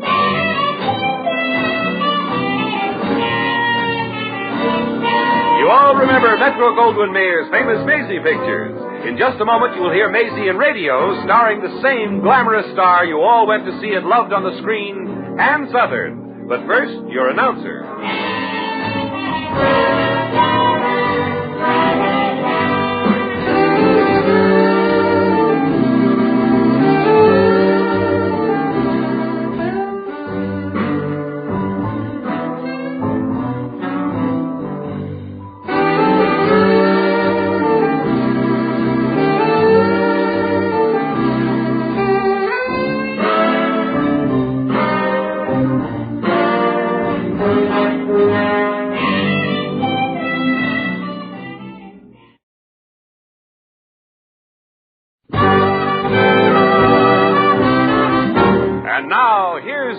Southern as Maisie.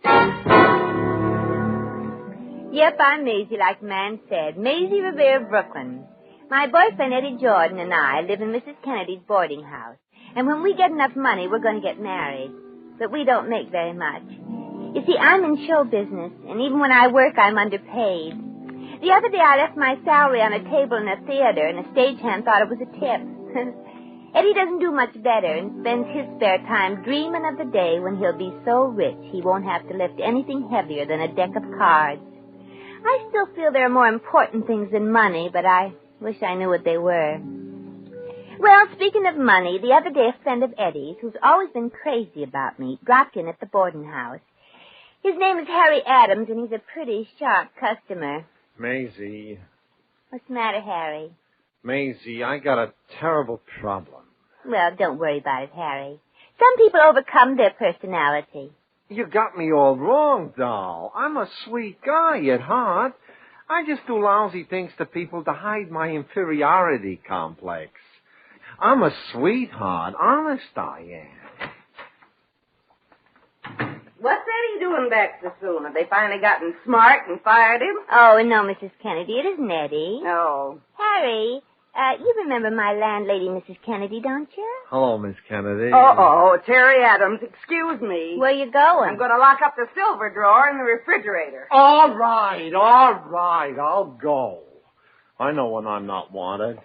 I don't have to have no house fall out of me. Oh, for heaven's sake, you're trying for the Academy Award or something. Sit down and stop trying to tear my heart out. Boy's got a lot of talent as an actor, hasn't he? Yeah, he's a ham bone at heart. Well, to be or not to be, what is your problem? Well, it's just one of them things. I got an aunt who's from Texas. And she's got a lot of money. Yeah, I guess you heard about her, huh? No, but I heard about Texas. Yeah, well, Aunt Hattie's rich. Very rich. Maybe even filthy rich. My, what a lovely person she is. Well, what about her? Well, we've always carried on a correspondence. And I've told her about what I was doing here and so forth. Yeah. I admit I made myself look pretty good, but I'm only human, ain't I? Shall we vote on it? The vote's 2-1 against you, Harry. Go on.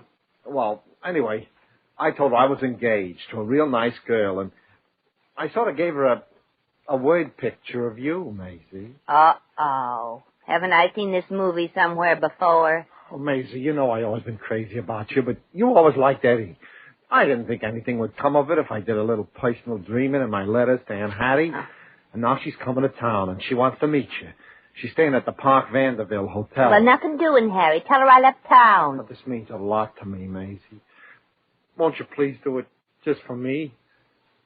Sure would appreciate it. Oh, all right. I'll pretend to be your fiancé. But you'll have to get Eddie's permission first. Oh, gee, thanks, Maisie. And don't tell him you talked to me. Oh, I won't, Maisie. And if he dares to give you permission, I'll chop him into pieces little enough to feed an ant. And I don't mean from Texas.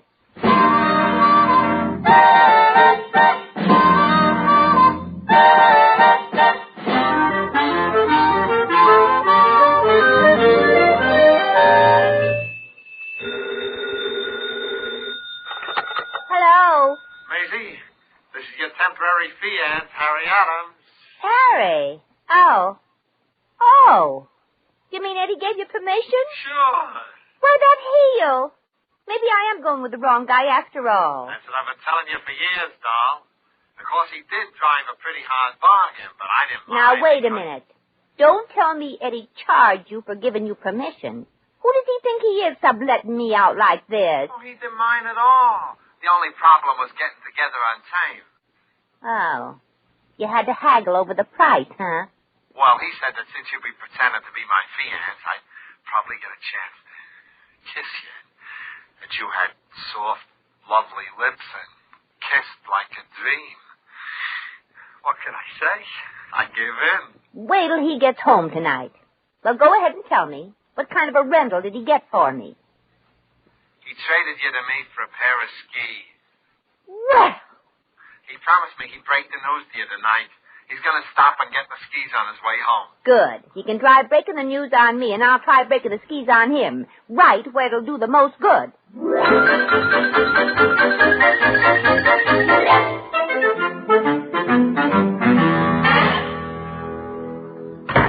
Hello, Eddie. Hello, Mrs. Kennedy. Maisie, your dream prince is here with a pair of skis.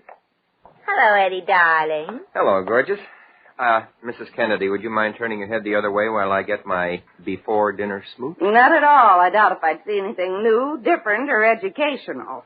Here's your kiss, Eddie. Hey, I can get a better kiss than that from any waitress in Childs. Well, I expect the undivided attention of a man who's kissing me. And you were kissing me and checking over the binding on the skis at the same time. Where'd you get 'em, anyway?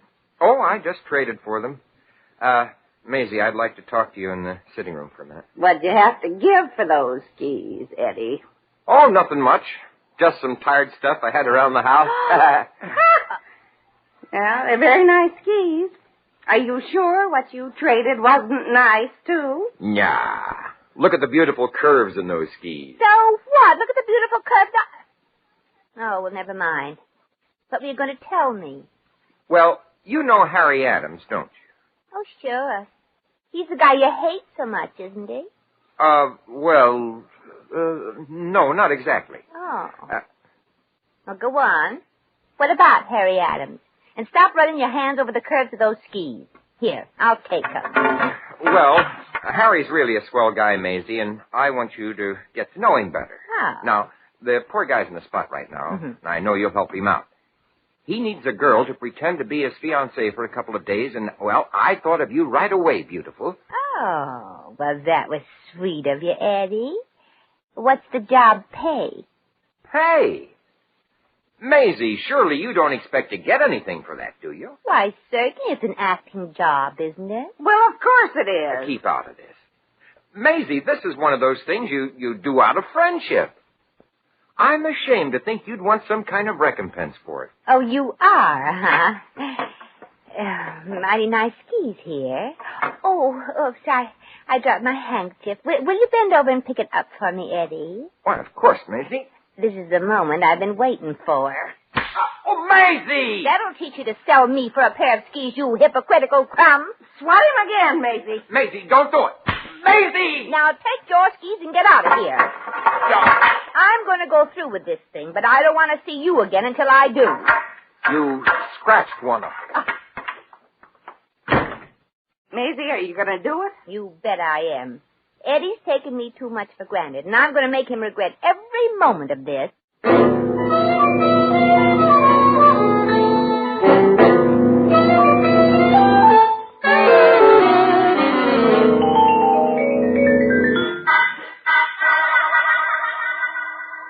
Well, Harry, so this is Maisie Revere. That's right, Aunt Hattie.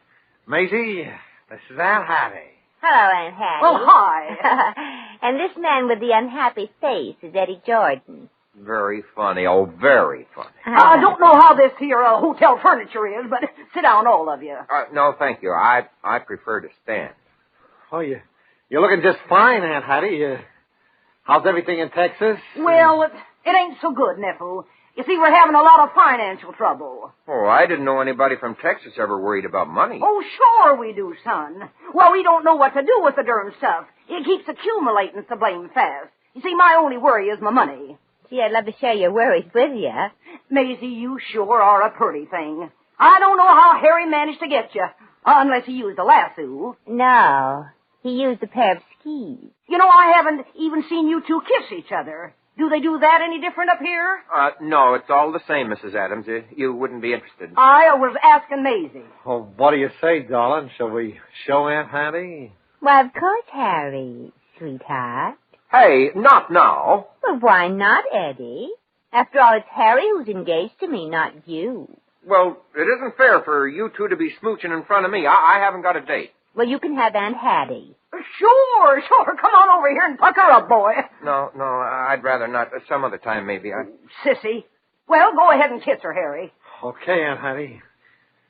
Come here, you gorgeous thing. Any time you say, you handsome devil. Don't overdo it, Maisie. Well, now that's a real kiss. But don't you think he's bending her back a little too far? Hey. Whoa! Harry! Maisie!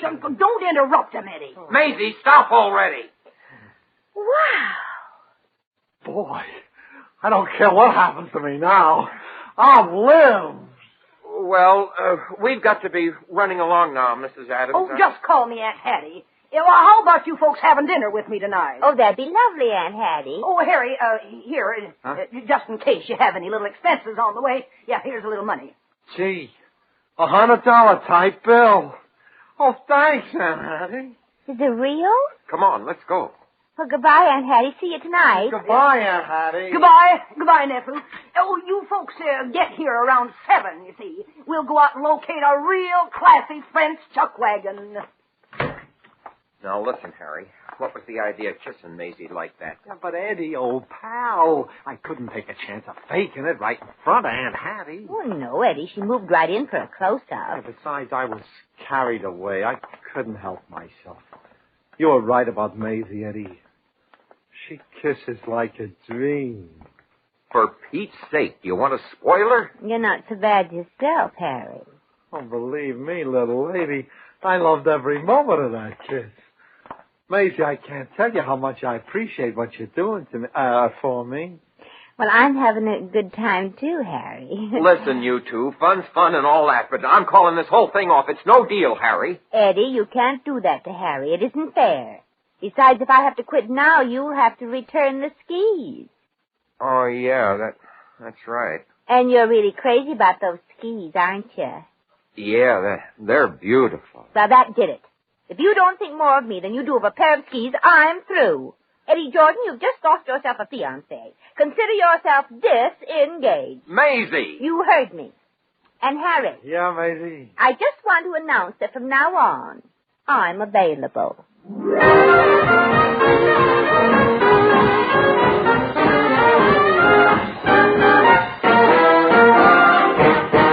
The Adventures of Maisie, starring Ann Southern, will continue in just a moment.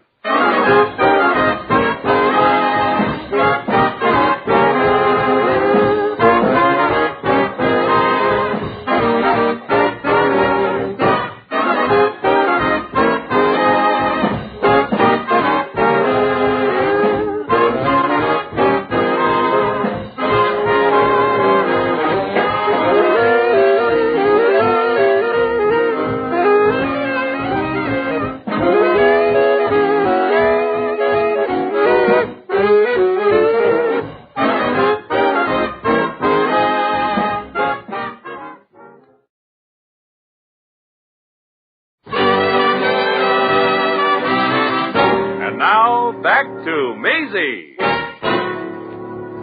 Eddie, you mean she really broke off her engagement to you? Well, that's what she said, Mrs. Kennedy, but I can handle her. Why don't you try making her jealous? You could pretend you'd suddenly fallen madly in love with me.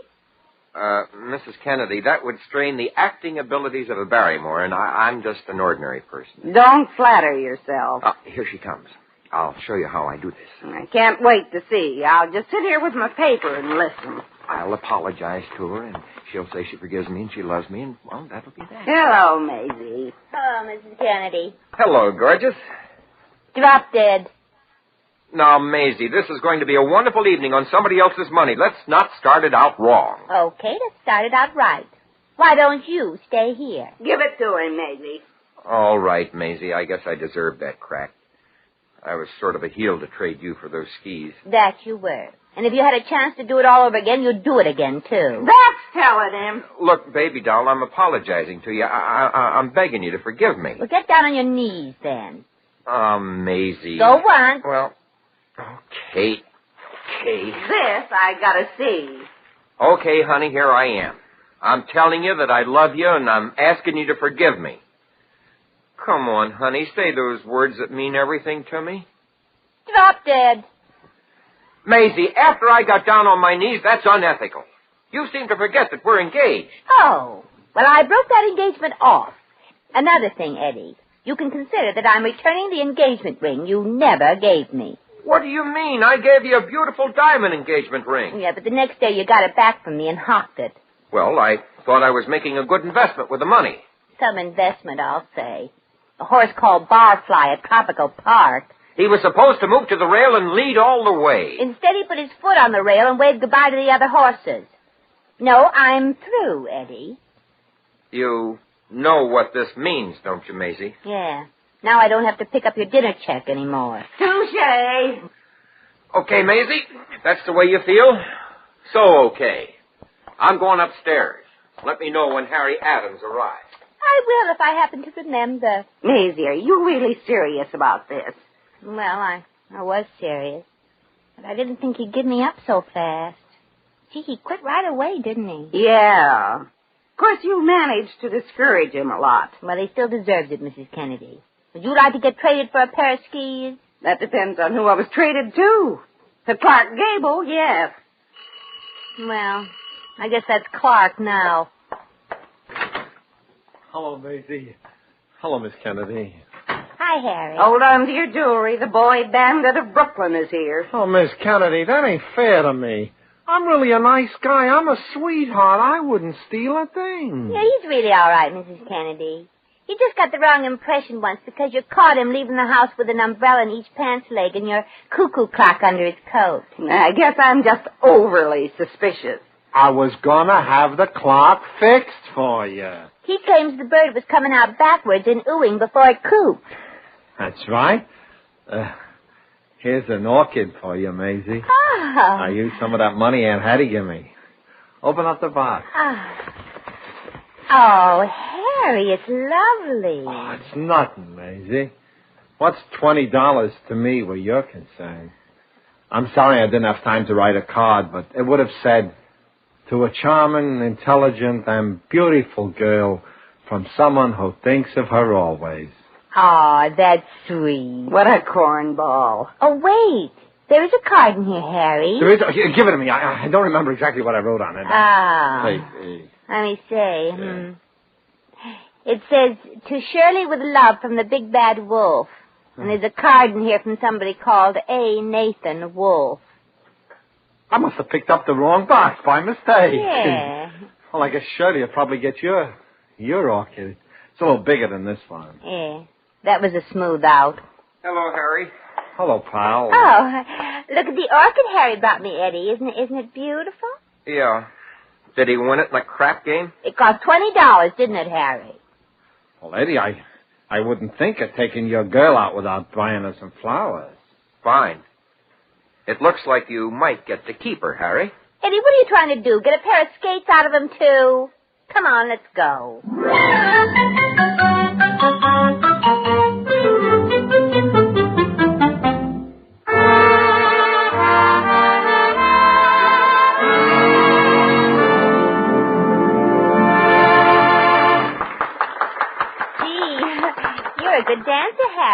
thanks, Maisie. You're pretty slicko yourself. But I wish you'd stop talking about Eddie all the time. Oh, it's just a habit. I've been going with him for so long. And besides, he's been making me mad the way he's been acting tonight. Hey, look, gorgeous. I know how we can really rock him back on his heels. You want to hear before we go back to the table? Yeah. What's the idea? We'll say you and me are going to be married tonight. How you like that? It's a gruesome thought. But he wouldn't believe it. You got to have a license to get married. I got one for you and me. Just got it the other day so I could show it to Aunt Hattie. Oh. I can fix it up with a guy to pretend to be justice of the peace and marry us. Well, okay, Harry. Let's give Eddie a good scare. Come on back to the table. Well, there you are. Oh, well, Aunt Hattie, why didn't you and Eddie finish up this dance? Oh, somehow I just can't seem to dance with this boy. Just call me Tenderfoot. She not only stomped on me, but she raked me twice with her spurs. Ain't you, card? We decided I'd live longer if we just sat here and talked. Well, I've been telling him about the trouble we've been having, trying to fence in our Texas ranch.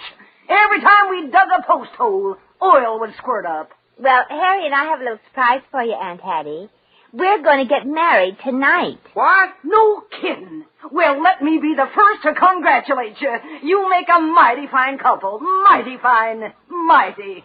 Maisie, you can't do this. You can't marry this drooling idiot. And why can't I marry a drooling idiot if I want to? Eddie, please.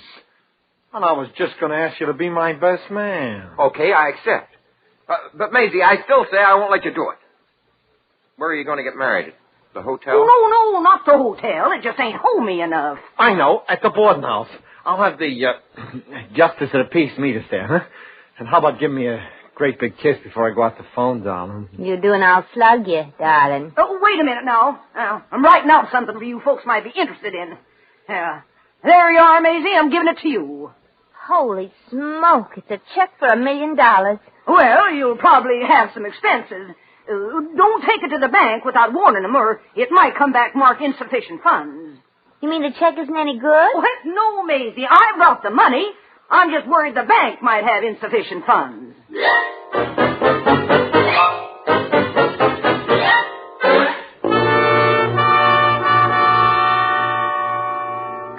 on now. Let's get on with the wedding so we can start. Well, I'm ready. So am I. Maisie, you can't marry this monster. On with the ceremony, Justice.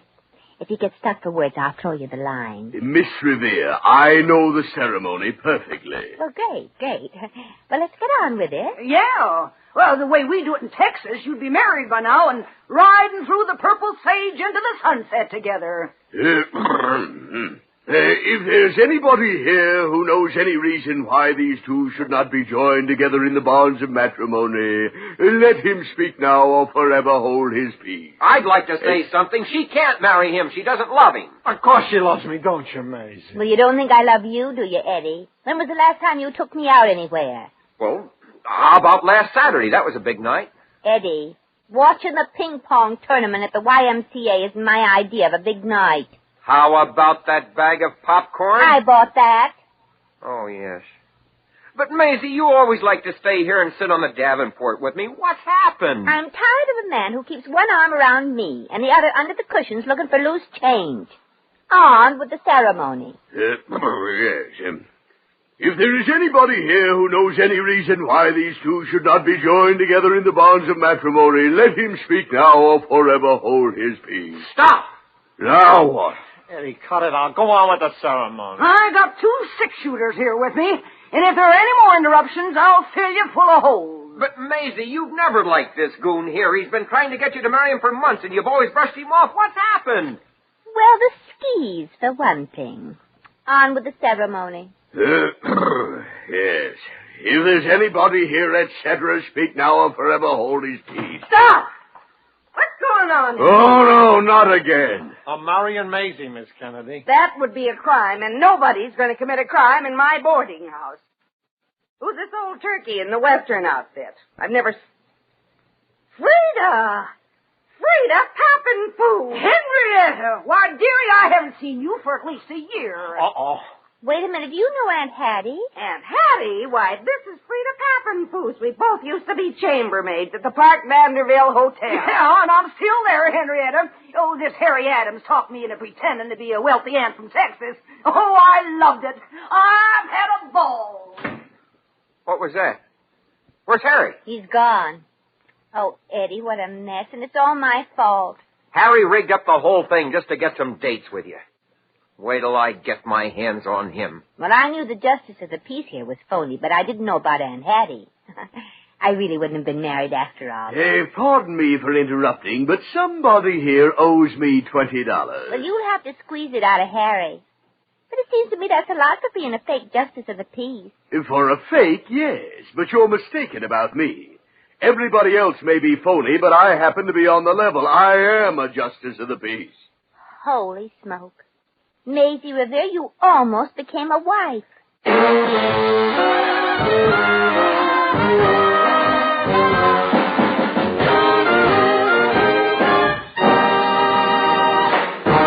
In just a moment, we shall return to the adventures of Maisie.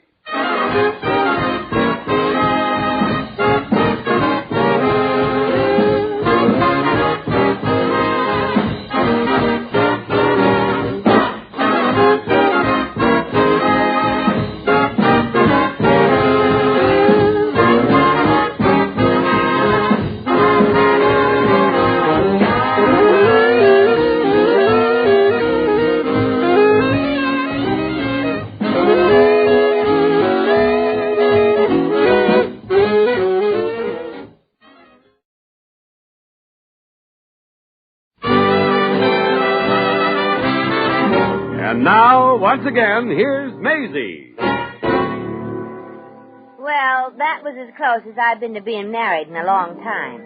I haven't seen Harry since that night. Neither has Mrs. Kennedy. And she wants to see him, too.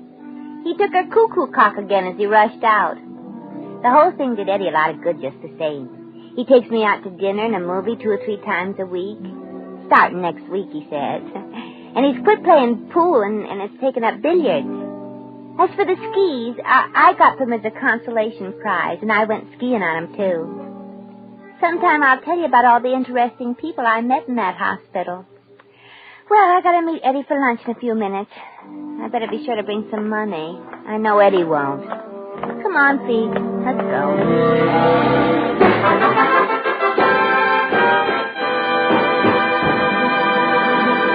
You have just heard The Adventures of Maisie, starring Ann Sothern. Maisie was written by John L. Green. Original music was composed and conducted by Harry Zimmerman. Supporting cast included Virginia Gregg, Pat McGeehan, Gigi Pearson, Frank Nelson, and Hans Conried. John Heaston speaking.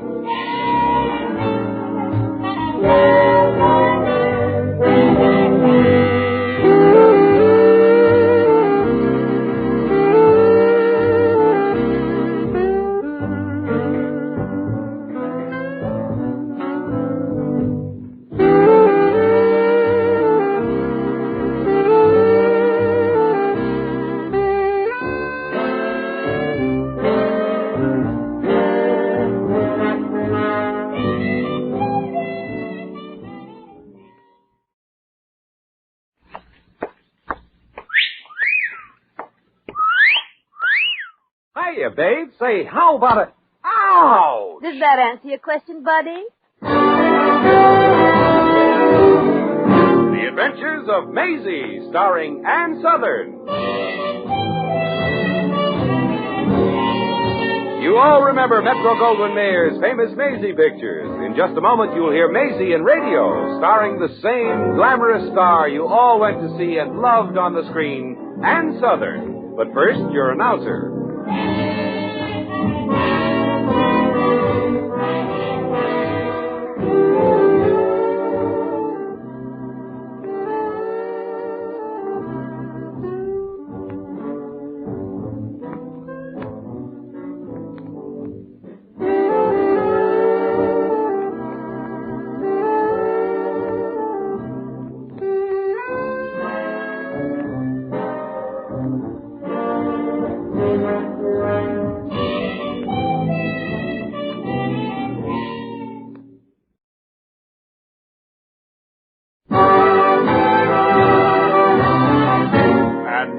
Here's Ann Sothern as Maisie. Yep, I'm Maisie, like the man said. Maisie Revere of Brooklyn. I've been in show business since I was a skinny little kid, and show business is why I look that way. But it's glamorous, exciting, wonderful, and unpredictable. Everything you can think of, but profitable. When I'm working at some other job outside of show business, I have an empty feeling in my stomach.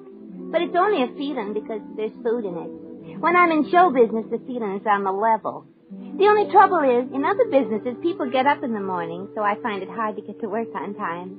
I'm working now at Hemingway and Company for Mr. Hemingway, and this morning I'm coming in late again. Hi, Gloria. Hello, Maisie.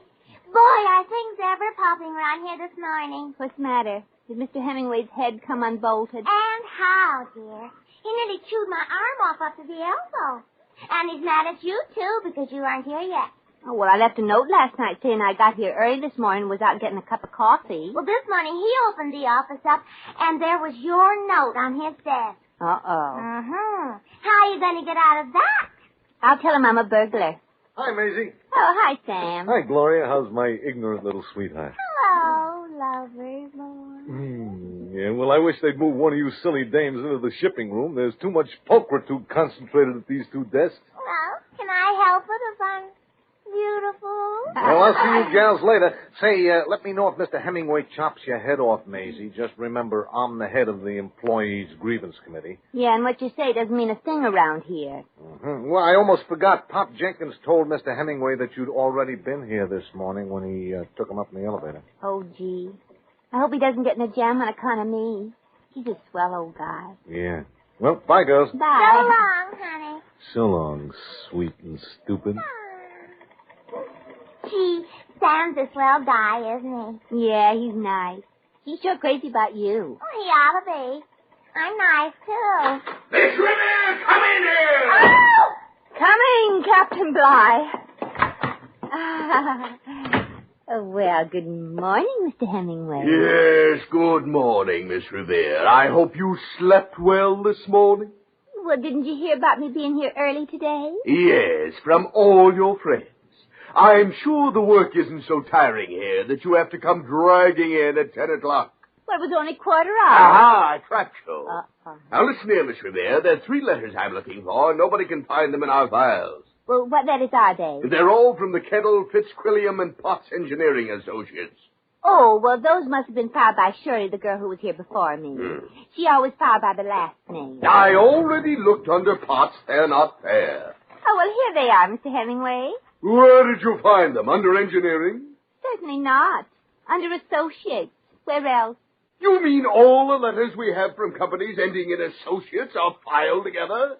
Well, how would you file those letters? Well, how should I know? That's not my job. Well, then you ought to get an efficiency expert or somebody who does know. By the way, Mr. Hemingway, what is your job here? I am the president of this company. Well, yeah, I know, but you don't do anything. I mean, it seems to me all you do is make chains of paper clips and play with rubber bands and sit in your swivel chair and swim. You Miss Revere, the president has a lot of decisions to make. Name a decision. I'm making a decision right now, and I don't think everybody's going to like it. Notify the entire office force that we'll hold the regular monthly employees meeting in 15 minutes. Yes, Mr. Hemingway. Tell them they can start trembling right now. Yes, sir. And incidentally, Miss Revere, you seem to have trouble hearing when I buzz for you. Oh, well, you know how it is, Mr. Hemingway. Sometimes I'm out powdering my nose or getting a candy bar or chatting by the water cooler. Yes. Miss Revere, I believe you said you worked as a car hop at a drive-in restaurant, didn't you? Oh, yeah, I did. This is your new buzzer. Oh.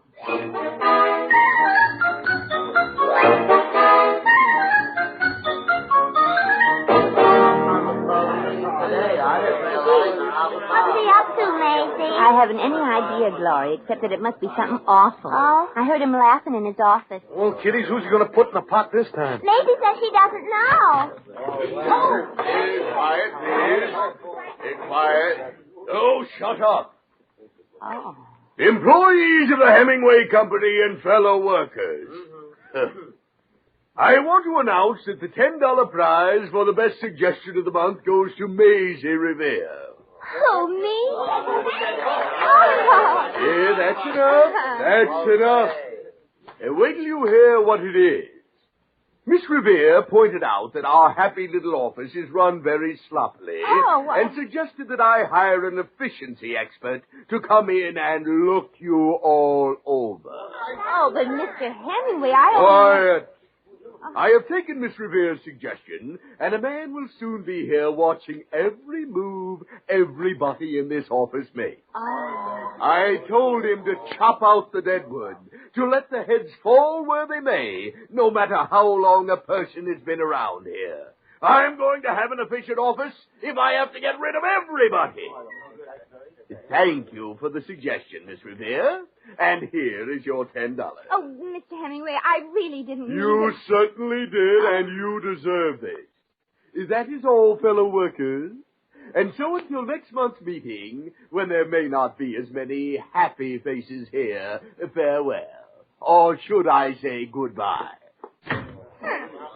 Congratulations, Maisie. I hope you and your $10 will be very happy. Now, wait a minute, Gloria. I didn't do anything. No. You just betrayed us, that's all. And after the way I lied to you this morning, too, the efficiency expert will fire me. I know he will. I do the best I can, but I can't help it if I forget to stop the elevator at the top once in a while. Well, gee, I'm sorry, Pop. Oh, this is terrible. You get fired for the least little thing. Gloria. Sam. You know I'm innocent. You know I'm not the crumb type. I don't wish to converse with any further. Will you go back to work, sweetie Pooh? I'll talk to Maisie. Go on, everybody, get back to work. Oh, I don't think it was fair at all. Well, Maisie, you did a great job. Anybody else could only get 2 or 3 people in trouble, but you've got talent. You put the whole office in the stew pot. Oh, leave me alone. I didn't do it on purpose. Poor old Pop. You practically fired him, and he isn't the greatest elevator operator in the world, but he's a sweet old guy. And he needs that job, Maisie. Yeah, he doesn't get very much either. A little salary and his commission from the numbers game, the baseball, football, and basketball pools, and his cut from the bookie he takes bets for. Poor old Pop. But gee, Sam, maybe the efficiency expert won't fire him. Why, of course he'll fire him. He'd be a jerk if he didn't. Yeah, the sweet old guy's the worst elevator operator in town.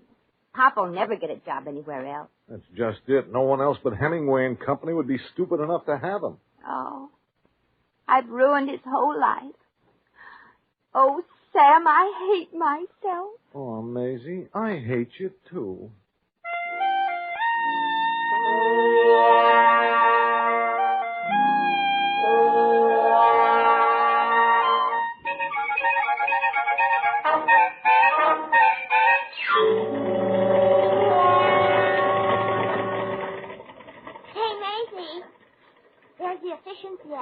Oh, sure enough. No belt or suspenders. What could be more efficient than buttoning your pants to your coat? Well, I'll handle it. What are you going to do? Well, he hasn't seen Mr. Hemingway yet. I'm going to offer him the $10 prize money plus another $10 of my own if he'll go away and stay away. Oh, well, here, Maisie. I'll kick in $10 too. Oh, no, I couldn't take it, Gloria. No, come on, please, Maisie. I want to do it to help Pop. Well, okay, Gloria. Well, here goes. If he's efficient, he'll take the $30. Yeah. Hello. Welcome to Hemingway and Company. What am I supposed to do now? Make a speech? No, I just wanted to tell you we're glad to have you here, and we hope you enjoy your stay with us. Hooray. You're very efficient. You don't waste any words, do you? No. Hey, you're quite a dish, aren't you? Yeah. I don't waste any words either. Hey, what are you doing tonight, baby? I'm avoiding you. I came over to ask you how much you make an hour. Oh, it depends on what I'm doing. Well, how would you like to make $60 an hour for a half an hour? What do I have to do? Just get lost. Get out of here and don't come back. Yeah, but now, here's the $30. Now, just go out that door and disappear. I don't want to see you again. Yeah, but... Go on, take your motorboat and go. But... And incidentally, in case you hadn't noticed... But... Your mouth is open. Yeah, goodbye. Well, The office can relax now. Good work, Maisie. He's gone and he won't be back. Oh, it's worth it.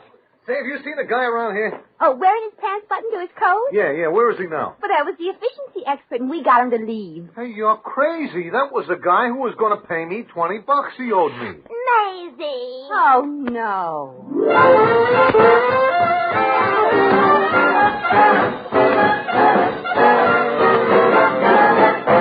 The Adventures of Maisie, starring Ann Southern, will continue in just a moment.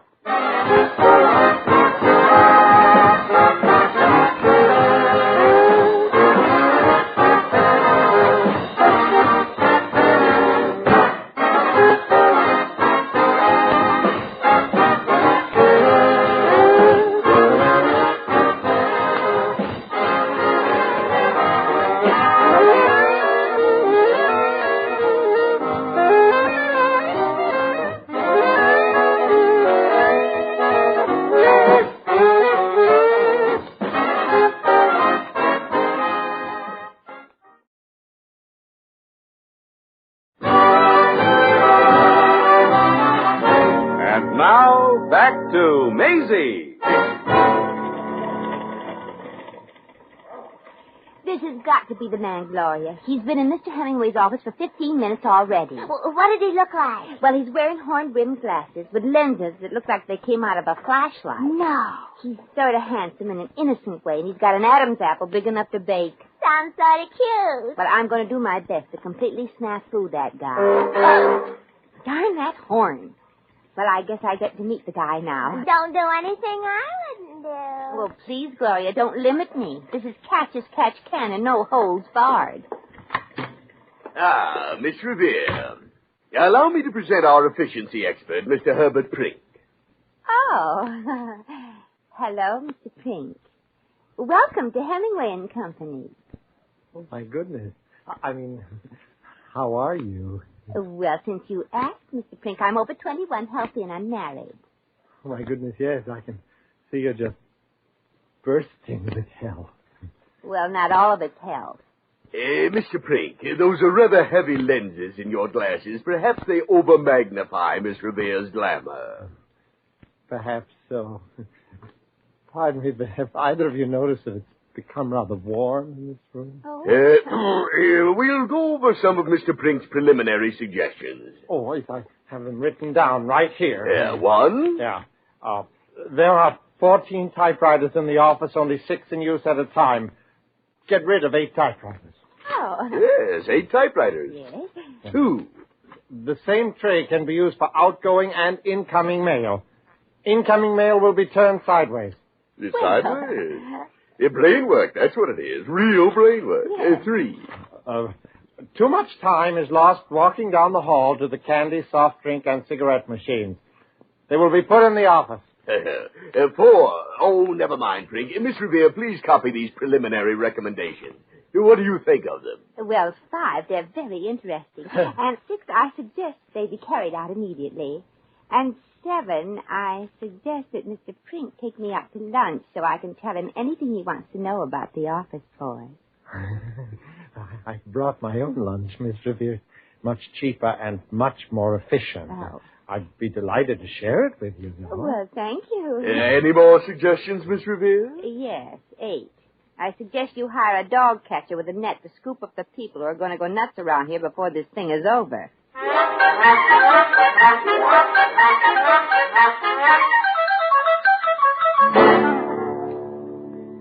Well, shall we have lunch here on my desk, or would it be cozier in the mimeograph room? I think I feel safer. That is, I feel better out here in the open. Oh, well, suit yourself. Tell me, how are you finding the employees' work? Oh, very inefficient, Miss Revere. And that elevator operator. Oh, Pop's a sweet old guy. What's wrong with him? 1, he doesn't know how to run the elevator. Well, he's only been at it 17 years. Besides, he threatened me. When I admitted I was the efficiency expert, he said, "Remember, you've got to come back down with me again." Well, you're not very efficient, or you would have brought a parachute.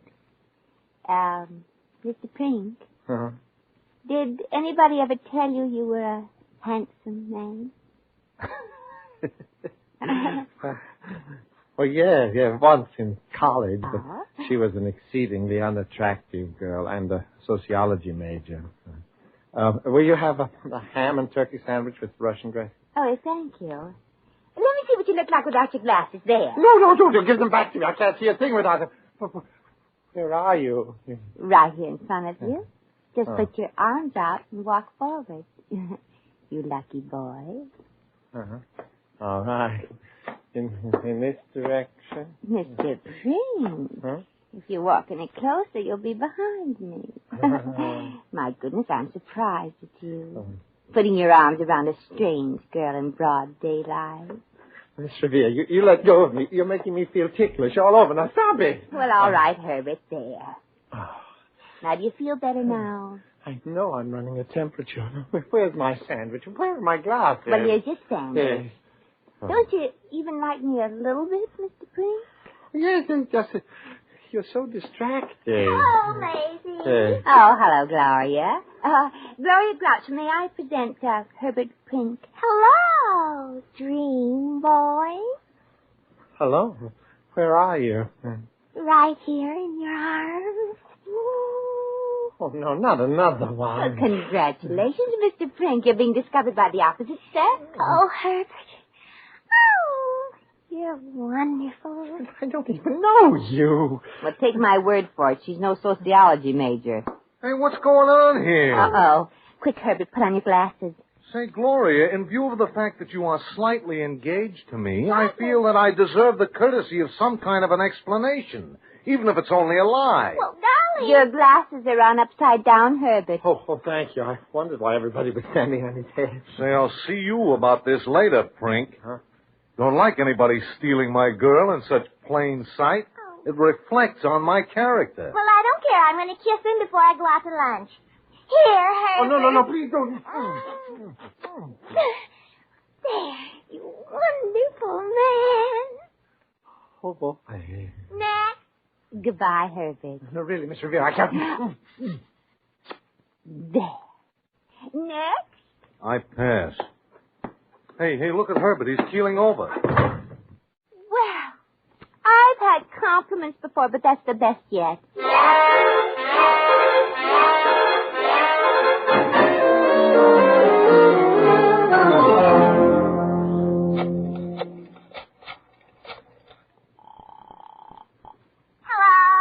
It's me, Gloria. Is everybody doing the things that Herbert recommended? And did Sam put those vending machines right next to Mr. Hemingway's office? Yeah, it's all done, Maisie. Well, what's our expert doing now? What was he doing when you saw him last?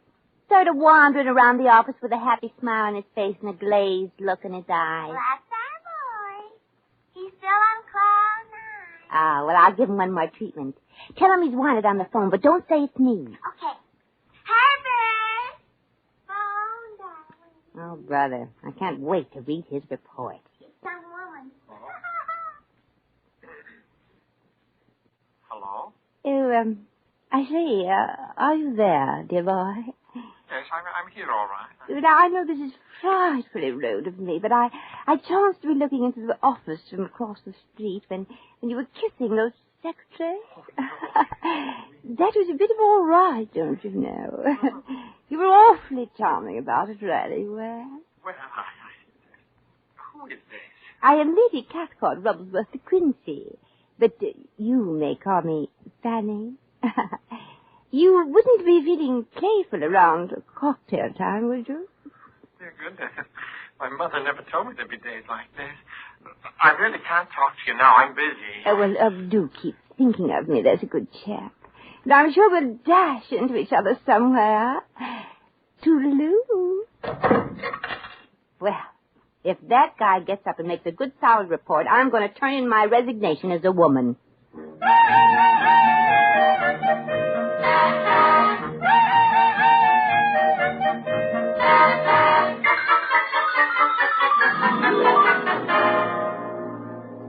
All right, Mr. Brink, let's have the report. Hey, Mr. Brink. Brink. Oh, excuse me. Well, Mr. Hemingway, I have surveyed the situation here, and I believe it would be possible to make a good many efficiency-improving changes. Mr. Brink, excuse me for interrupting. I don't mind your looking at me, but please focus your eyes. Oh. Don't roll them back every time you look at Miss Revere, either. It's very disconcerting. And Mr. Hemingway doesn't like to be disconcerted, do you, Mr. Hemingway? No, I do. Yes. Look at the size of these candy bars. It's a holdup. What in the name of heaven was that? Well, that was the candy bar machine, Mr. Hemingway. Herbert says it's lots more efficient there. Well, I don't want it there. Take it back where it was. But it's not efficient there, Mr. Hemingway. Take that candy machine back down the hall. But, Mr. Hemingway... That is all. Now, back to your report, man. Where was he, Maisie? In Dreamland. No, you know what I mean. Oh, yes. Probable to make a got many something improving charges. Oh, no, that's all wrong. Herbert, dear, I only take shorthand. I don't read it. Hey, Miss Revere, don't cross your legs again, or Mr. Brink is going to keel right over. Yes, sir. How about that, Herbert? Oh, get on with the report, man. Get on with it. What's going on out there? Well, that's the soft drink machine, Mr. Hemingway. It's more efficient there, and besides, you can tell whenever somebody's getting a drink. Get that machine out of here. Now, Mr. Hemingway, a man gets thirsty running up and down on that elevator. I want it back down the hall tomorrow. Now get back and keep piloting your elevator. Okay. Yes. All right, Brink, up to it. Now say everything slowly and distinctly and think of me, Herbert. Oh, come in, darn it. Mr. Hemingway, I have bad news. You know, we're using only one tray for incoming and outgoing mail. Yes, what happened? The office boy took all the incoming mail and mailed it out again by mistake. Oh, no. Had the incoming mail been turned sideways? Oh, yes, I'm sure of it. Well, we had a lot of square mail today, and square letters don't have any sideways. Go back to the old system. Oh, thank you. Goodbye, Herbert. Well, say something, Brink. Gloria's pretty, isn't she? Let me see those notes you've got there, Brink. This is the only way we'll ever get through. Yes, sir. It's my personal opinion you're about as efficient as an ox cart with a flat wheel. 1, no good. 2, won't work. 3, 4, 5, no. Gee, is he striking out that fast? Aren't there even any foul balls? No. What's this here? Sic transit gloria, wow. Nothing, just an observation. Who did you find was the least efficient person here? Me. And next comes you. Me?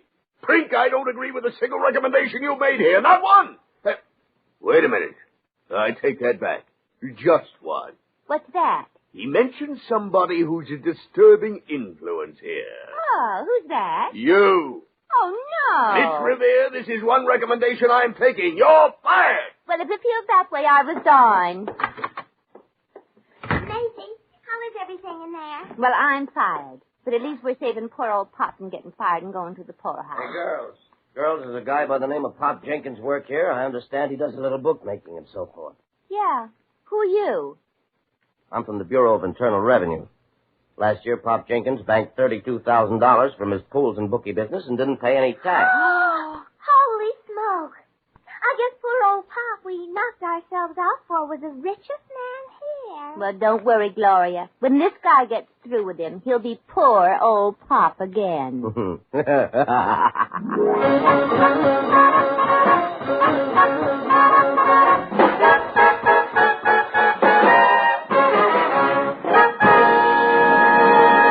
In just a moment, we shall return to the adventures of Maisie.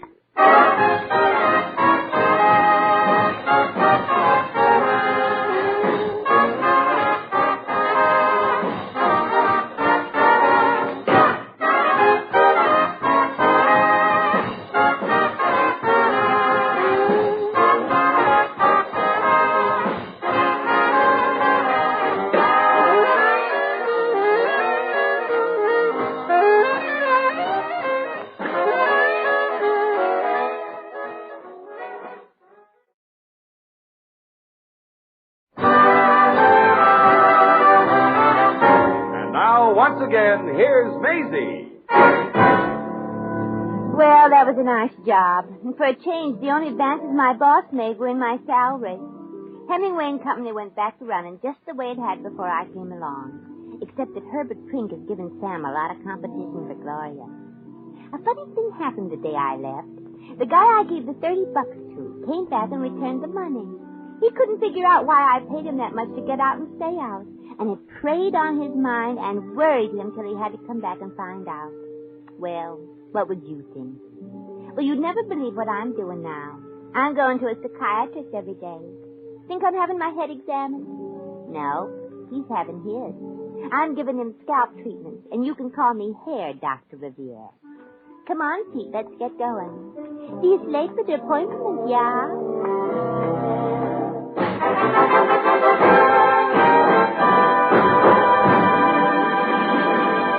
You have just heard The Adventures of Maisie, starring Ann Sothern. Maisie was written by John L. Green. Original music was composed and conducted by Harry Zimmerman. Supporting cast included Frank Nelson, Hans Conried, Lorene Tuttle, Sheldon Leonard, Earl Lee, and Sidney Miller. John Heaston speaking.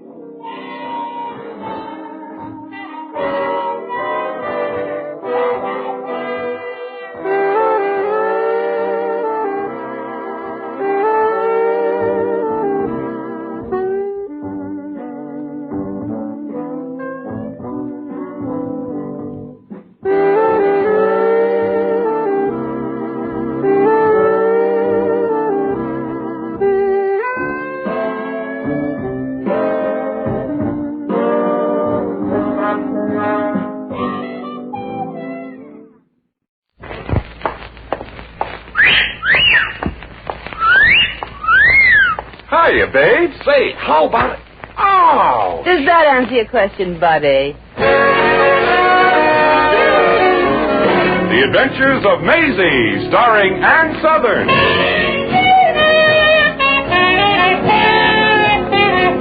You all remember Metro-Goldwyn-Mayer's famous Maisie pictures. In just a moment, you will hear Maisie in radio, starring the same glamorous star you all went to see and loved on the screen, Ann Sothern. But first, your announcer.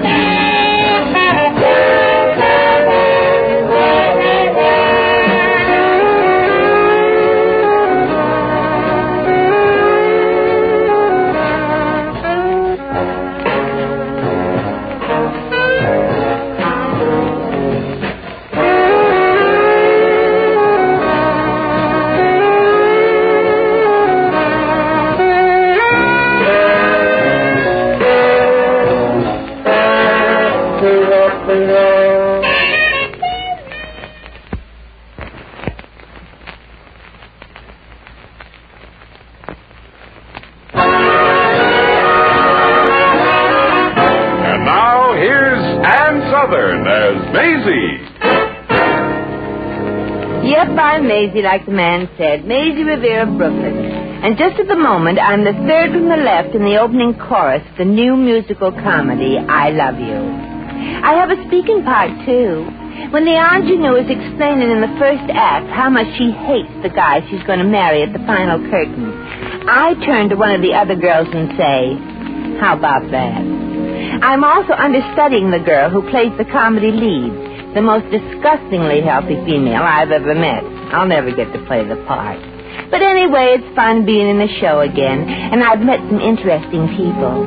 For instance, this stage door Johnny from Texas. He's about 55. He's in New York on some sort of an oil deal, and he's lonely for somebody to talk to. He's kind of nice, and since he likes to take me out for a late dinner after the show, I'm willing to listen to him. You know, Maisie, gal, I've just figured out why I've taken such a shine to you. You know why? Well, 2 days ago you told me I was pretty as a painted pony. It's sure enough the truth. And you got big, warm brown eyes that's almost as beautiful as my lazy Belle's eyes. Is that your wife or your horse? My horse, of course. Oh. Well, what does your wife look like? Nothing like my horse, I'm sorry to say.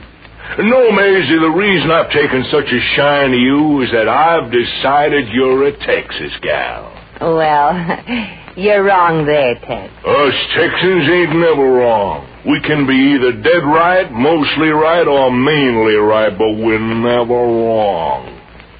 Yep, you're a Texas gal. You've got eyes like my horse, Lazy Bell. Your hair is soft and blonde like Lazy Bell. I know it's not as soft and velvety as Lazy Bell, so get your hand off my nose. Oh, excuse me, Maisie gal. Oh, it's all right. I was just wondering when you were going to put a bridle on me. Well, I got carried away.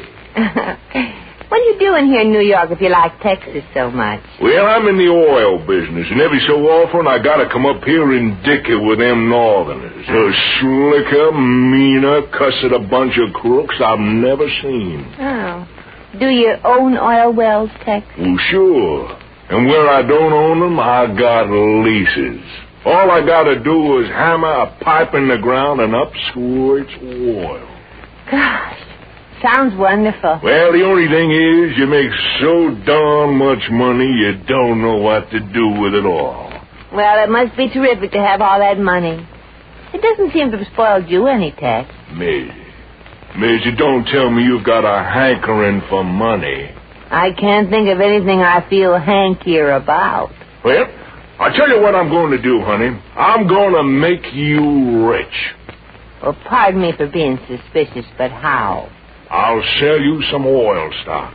I'd give it to you, honey, but I believe that things aren't worth anything unless you pay something for them. Well, I wouldn't take any stock if you just gave it to me anyway, Tex. How much is the stuff? Maisie, I'll sell it to you with $2 a share. Scrape up as much money as you can. This stock is just oozing oil. Gee, are you sure this stuff is really okay? Just as sure as I'm a Texan. Well, you're as Texan as they come, all right. Incidentally, where were you born? Don't tell nobody? No, I won't. It was Nutley, New Jersey.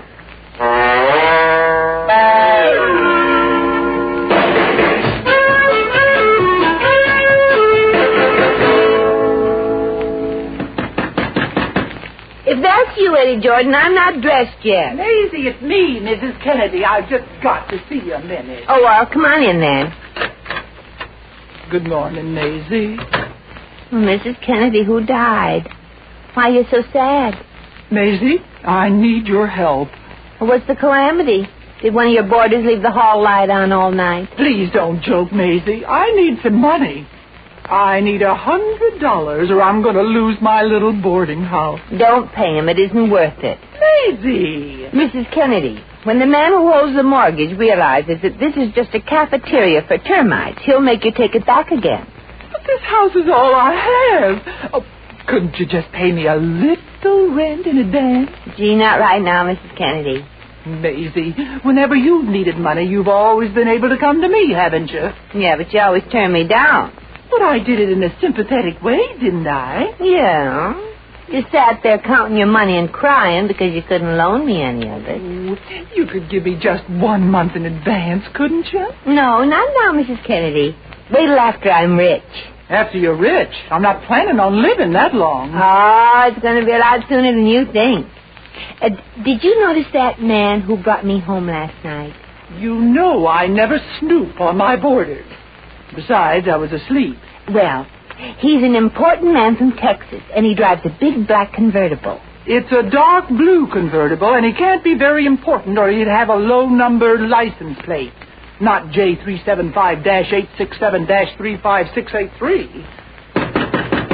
Who is it? It's Eddie, honey. You want to have a free breakfast? Oh, you mean you'd buy me my breakfast, Eddie? No! Mrs. Kennedy's out of the house, and I found the key that fits the lock of the old buzzard's refrigerator. Who are you calling an old buzzard? Yeah. Hand over that key. Okay, but it's only fair. Every time you come in to straighten up my room, you take some of my aftershave lotion. That's a lie. I've smelled it on you. Well, I've never taken more than a couple of jiggers of it. Oh, girls, stop squabbling. Speaking of thieves, Maisie, is somebody trying to steal you away from me? Who was that brought you home last night? Well, you've got a front room and a pair of binoculars, too, don't you know? No. I heard the car stop, but, well, I was too sleepy to bother to open my eyes. Oh, you shouldn't be so insanely jealous of me, Eddie. Maisie was just telling me about him when you knocked. Eddie, he's a guy from Texas, and he's going to make me rich. No kidding. Wonderful. I always wanted to marry a rich girl, and I kind of resented the fact that I fell for a doll without any money. Well, the honeymoon's over. Go on. Tell me, how are you going to get rich? Well, Tex knows all about a wonderful oil stock. Oil. Oh. What's the name of the stock? He wouldn't tell me, but he's going to sell it to me at $2 a share. And he says it's sure to go up over 100. But why, if you put $200 in, that would give you a profit of... You'd have $10,000. Holy Pete. And he said it would pay big dividends, too. That's why I can't loan you any money, Mrs. Kennedy. I'm going to put everything I have into this stock, and maybe I'll never have to worry about money again. Maisie, will you let me give you some money to buy stock for me, too? Oh, but you haven't got any money, have you, Mrs. Kennedy? Well, no, but I'll get some. So will I. I'll hock everything I own. Well, just be sure you don't lay your hands on anything I own. Hello, Maisie. Good morning, everybody. Oh, drop dead, Merton. Go drown It's yourself. a road bum. What's everybody so happy about? Guess what, Merton? What? We're all going to be rich.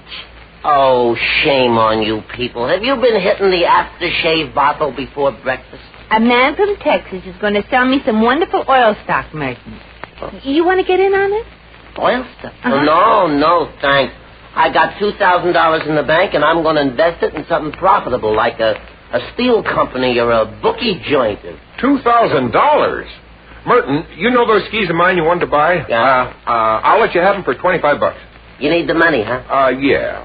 In that case, I'll give you $15 for them. Why, you little robber, I'll sell them to you. Merton, would you mind paying me a month or two advance rent?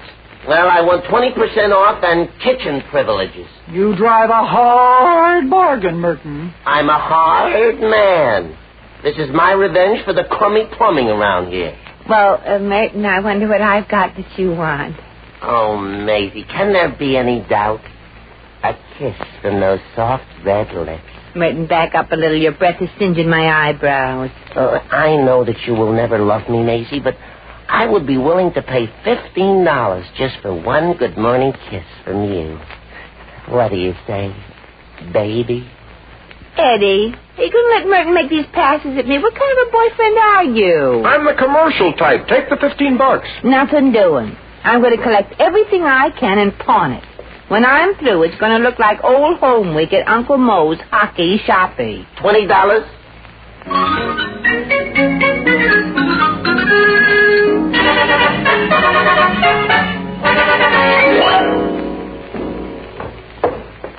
No. Take it away, Maisie. Please, I don't want any of it. It's nothing but junk. There it is, Uncle Moe. Make me an offer. How much for this beautiful C melody saxophone? I understand it used to belong to Rudy Weedoff. Well, let's see how it plays. Why,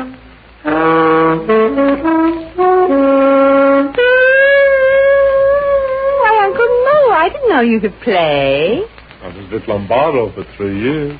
Guy Lombardo? No, Jake Lombardo in his beer garden 5 - 2.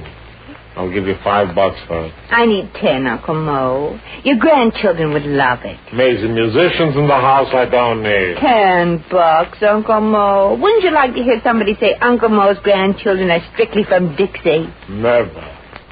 7.5. I hate myself for saying it. Okay. Here's my portable typewriter. $5, it ain't worth it. Okay, and you're right. Oh, and here's my diamond bracelet. Oh, sure, I know this item. Been pawned so many times that whenever I walk past, it just slips off my wrist and rolls right inside. $75, Maisie. That's my regular ceiling price. Okay. And here's the engagement ring. I got myself one. And the wedding ring I wear to protect me from the wolves. $25, and I should turn in my resignation to the Pawnbrokers Society for giving you so much. And here's my welding tools I got when I worked in the shipyard. Mrs. Kennedy. Oh, hello, Maisie. Hello, Uncle Moe. I've decided to liquidate everything I have. Here goes all my jewelry into the pot. No, take it away, please. Hi, folks. Hey, Uncle Moe, how'd you like to buy a hot trombone, $50? Please, take it away, $35. It's a deal. It's going to be wonderful, Maisie. Yeah, we're going to be rich, Uncle Mo. Well, don't tell me how. I wouldn't sleep all night thinking what dope shop. If I get rich enough, I may even become a debutante. Maisie, money or no money, you'll never become a society girl. There's too much Brooklyn in you, doll. Well, I may not be from one of the first families in Virginia, but starting tomorrow, I'm going to be one of the oiliest in Texas.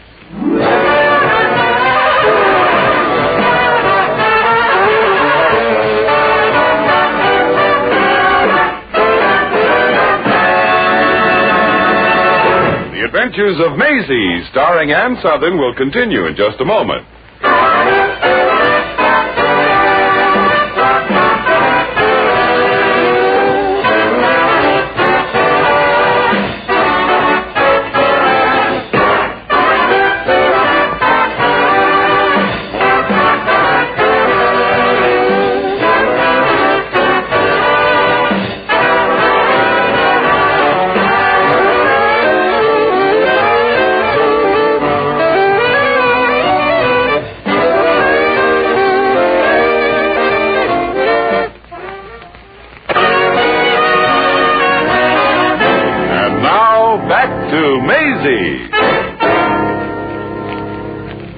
Well, Maisie gal, there's the stock. It's in the Southwest East Texas Oil and Development Company.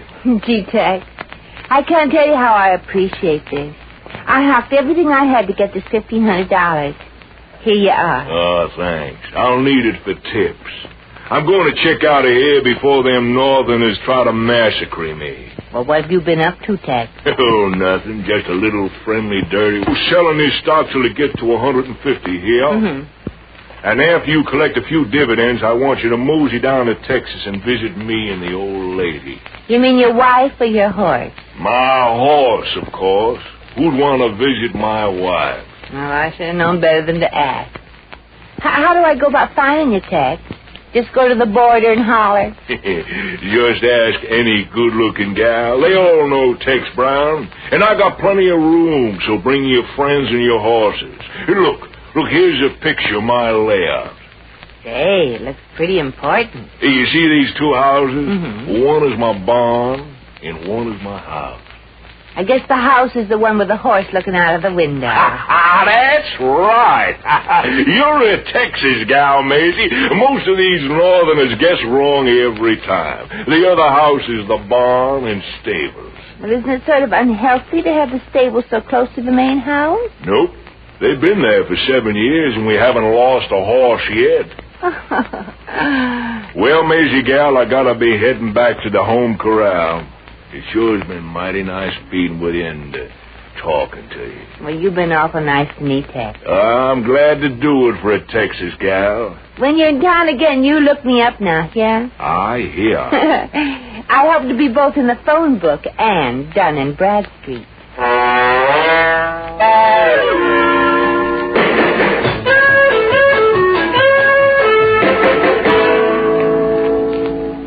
And here's yours, Mrs. Kennedy. Oh, I'm so excited about this. Excuse me, I put a little brandy in my coffee to celebrate this morning. Just think. I own some stock in the Southwest East Texas Oil and Development. Oh, aren't these certificates pretty? A beautiful rainbow with a pot of gold at the end of it. I wish I had a pot like that. You got the beginning of one, brother. And do we get more money if they strike a lot of flushers? Gushers. Oh, flushers, gushers, so long as it's oil. Oh, boy, oh, boy. Oh, it's this brandy I put in my coffee. I don't know why that should affect me so much. Well, this is your 10th cup of coffee. What are you going to do with your money, Mrs. Kennedy? I'm going to see if I can attract a better class of boyfriend. I'll find a man who's romantic and poor. And needs glasses. As for me, I'm going to buy one of those little foreign cars that are so low your hip pocket is dragging on the pavement. Hey, wait a minute, Eddie. We've always wanted enough money to get married on. Now we've got it. Are we going to get married? Well... Eddie Jordan, are you going to marry me or aren't you? Look, doll, sure I'm going to marry you. But, well, there are a couple of girls in the office that I haven't been able to afford to take out, so... Now, since I've got the money, I think I ought to take them out and have a little fling with them. You wouldn't mind, would you? Turn around, Eddie. Okay, but what for? For this. Oh! Does that answer your question? Maisie, doll, you know I was just kidding. Well. Boy, that coffee is beginning to hit me now. I should never have had that last cup. I'll get it. No, let me get it. I think it's Mr. Patterson about the payment on the mortgage. Oh, boy, am I going to tell him. Well, let him have it, Mrs. Kennedy. That reminds me. I want to quit my job. I'll just phone it in. Hello, Mrs. Kennedy. Hi, Mr. Patterson. Come on in, pal. What's that? I suppose you want to talk to me about the mortgage. Miss Revere, what in the world is the matter with Mrs. Kennedy? Mrs. Kennedy's what you might call coffee potted. What brand of coffee is it? I'd like to buy some stock in it. Mr. Patterson, I haven't got the money for the mortgage. I haven't got a cent for it. You haven't? Mrs. Kennedy, what's the meaning of this? Boy, look at him burning up. You're not going to get any money from me, you sly old rascal. Oh, and wait till you find out the kind of shape this fire trap is in. Mrs. Kennedy, don't overdo it. What's happened around here? Furthermore, Mr. Appleby, I hate working for somebody I consider my mental inferior, and brother, is that ever you? Wait a minute. You're not firing me. No, sir, I'm quitting. Goodbye, Mr. Appleby. And I'll bet the company goes to pieces in 6 months. Good for you, Eddie. Well, I think I did that pretty well. What if it did take you 8 months to get that job? Has everybody gone nuts around here? We're all going to make a fortune. We bought some oil stock. What kind of oil stock? Southwest East Texas. No, don't tell him. You bought Southwest East Texas stock? Gee,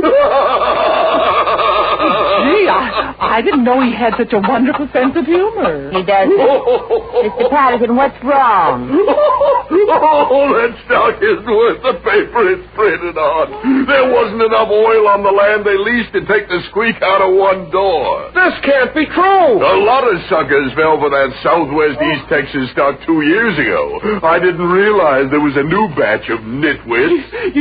You mean the stock isn't any good at all? Absolutely no good whatsoever. Oh, I don't believe it, Mrs. Kennedy. It just can't be. Don't you talk to me, you traitor. Oh, Eddie. I hocked everything I owned.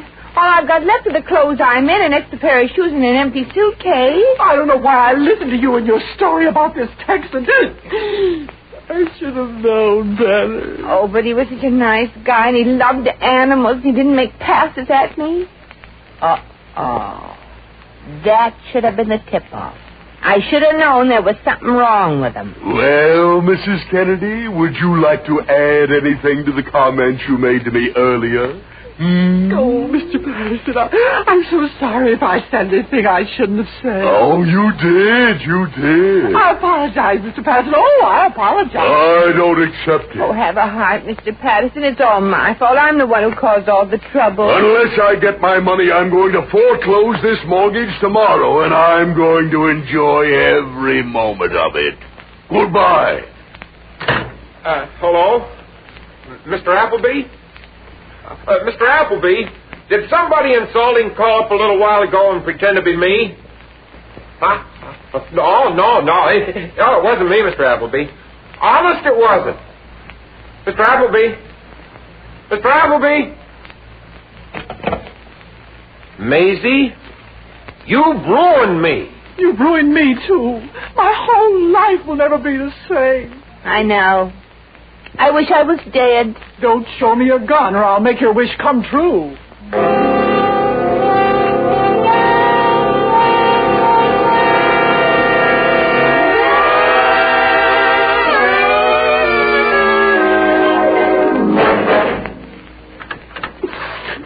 Oh, boy, this is one night when I had a hard time smiling in the chorus.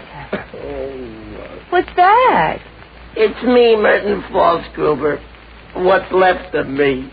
Well, gee, Merton, I never thought I'd come back and find you crying.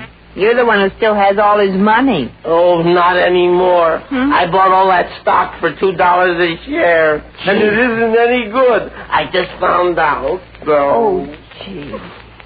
You want to rest your head on my shoulder while you tell me how it happened? Yeah.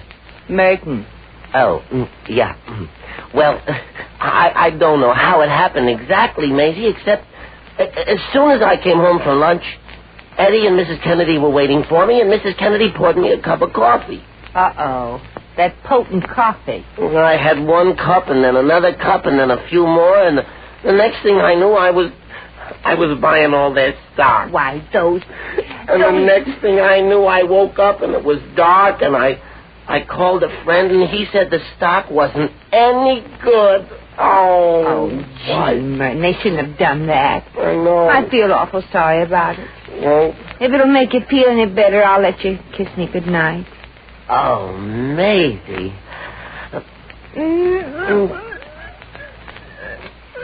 Merton. Wow! That wasn't goodnight, that was goodbye.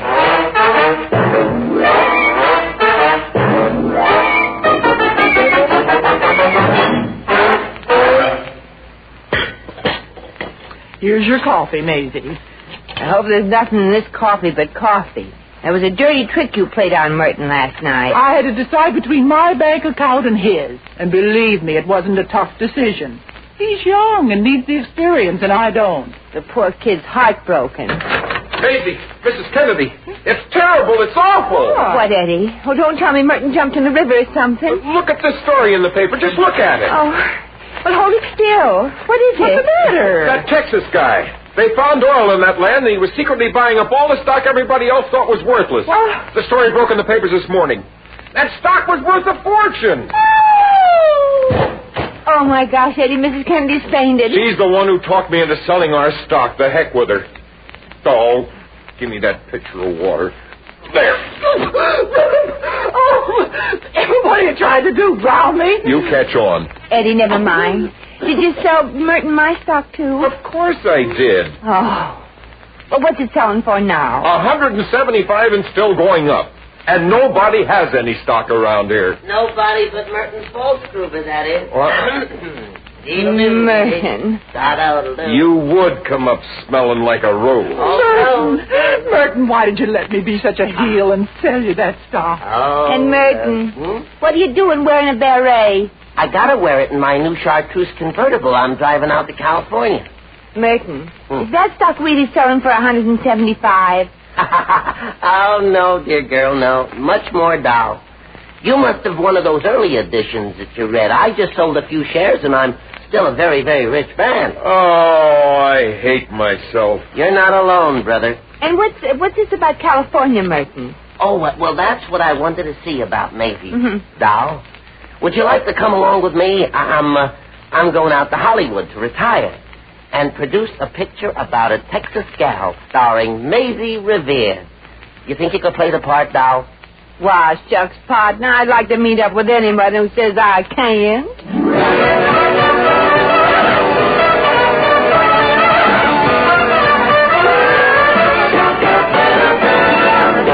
In just a moment, we shall return to the adventures of Maisie.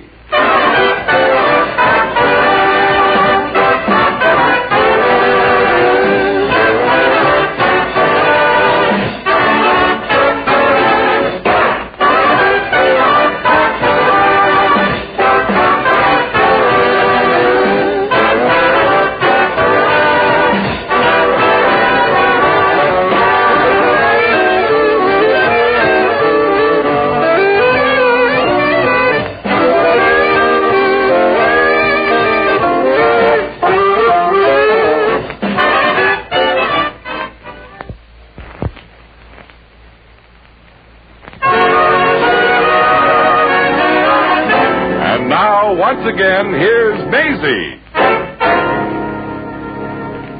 Well, that's fate, I guess. The world is made up of all kinds of people. The lower crust, the upper crust, and people like me, just crust. I guess I wouldn't be happy as anything else. Money hasn't changed Merton much, but it's changed the way people think about him. They used to call him a rude little rat. And now for the same thing he gets called a delightfully frank and witty wisecracker. I was out in Hollywood and he is slicing a bit thick there. I heard him say at a party, One is simply lost without a car out here, ain't one? As for me, the musical comedy folded, and I never did get to play the part I was understudying. So I'm looking for a job here in Hollywood, preferably one that isn't directed by Merton DeMille, formerly known as Falsgruber. Well, come on, Pete. Let's get going.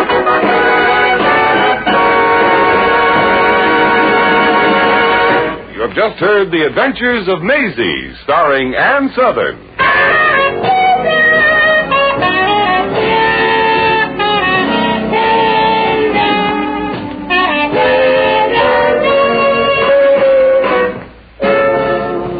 Maisie was written by John L. Green. Original music was composed and conducted by Harry Zimmerman. Supporting cast included Elvia Allman, Pat McGeehan, Sidney Miller, Peter Leeds, Hans Conried, and Frank Nelson. John Heaston speaking.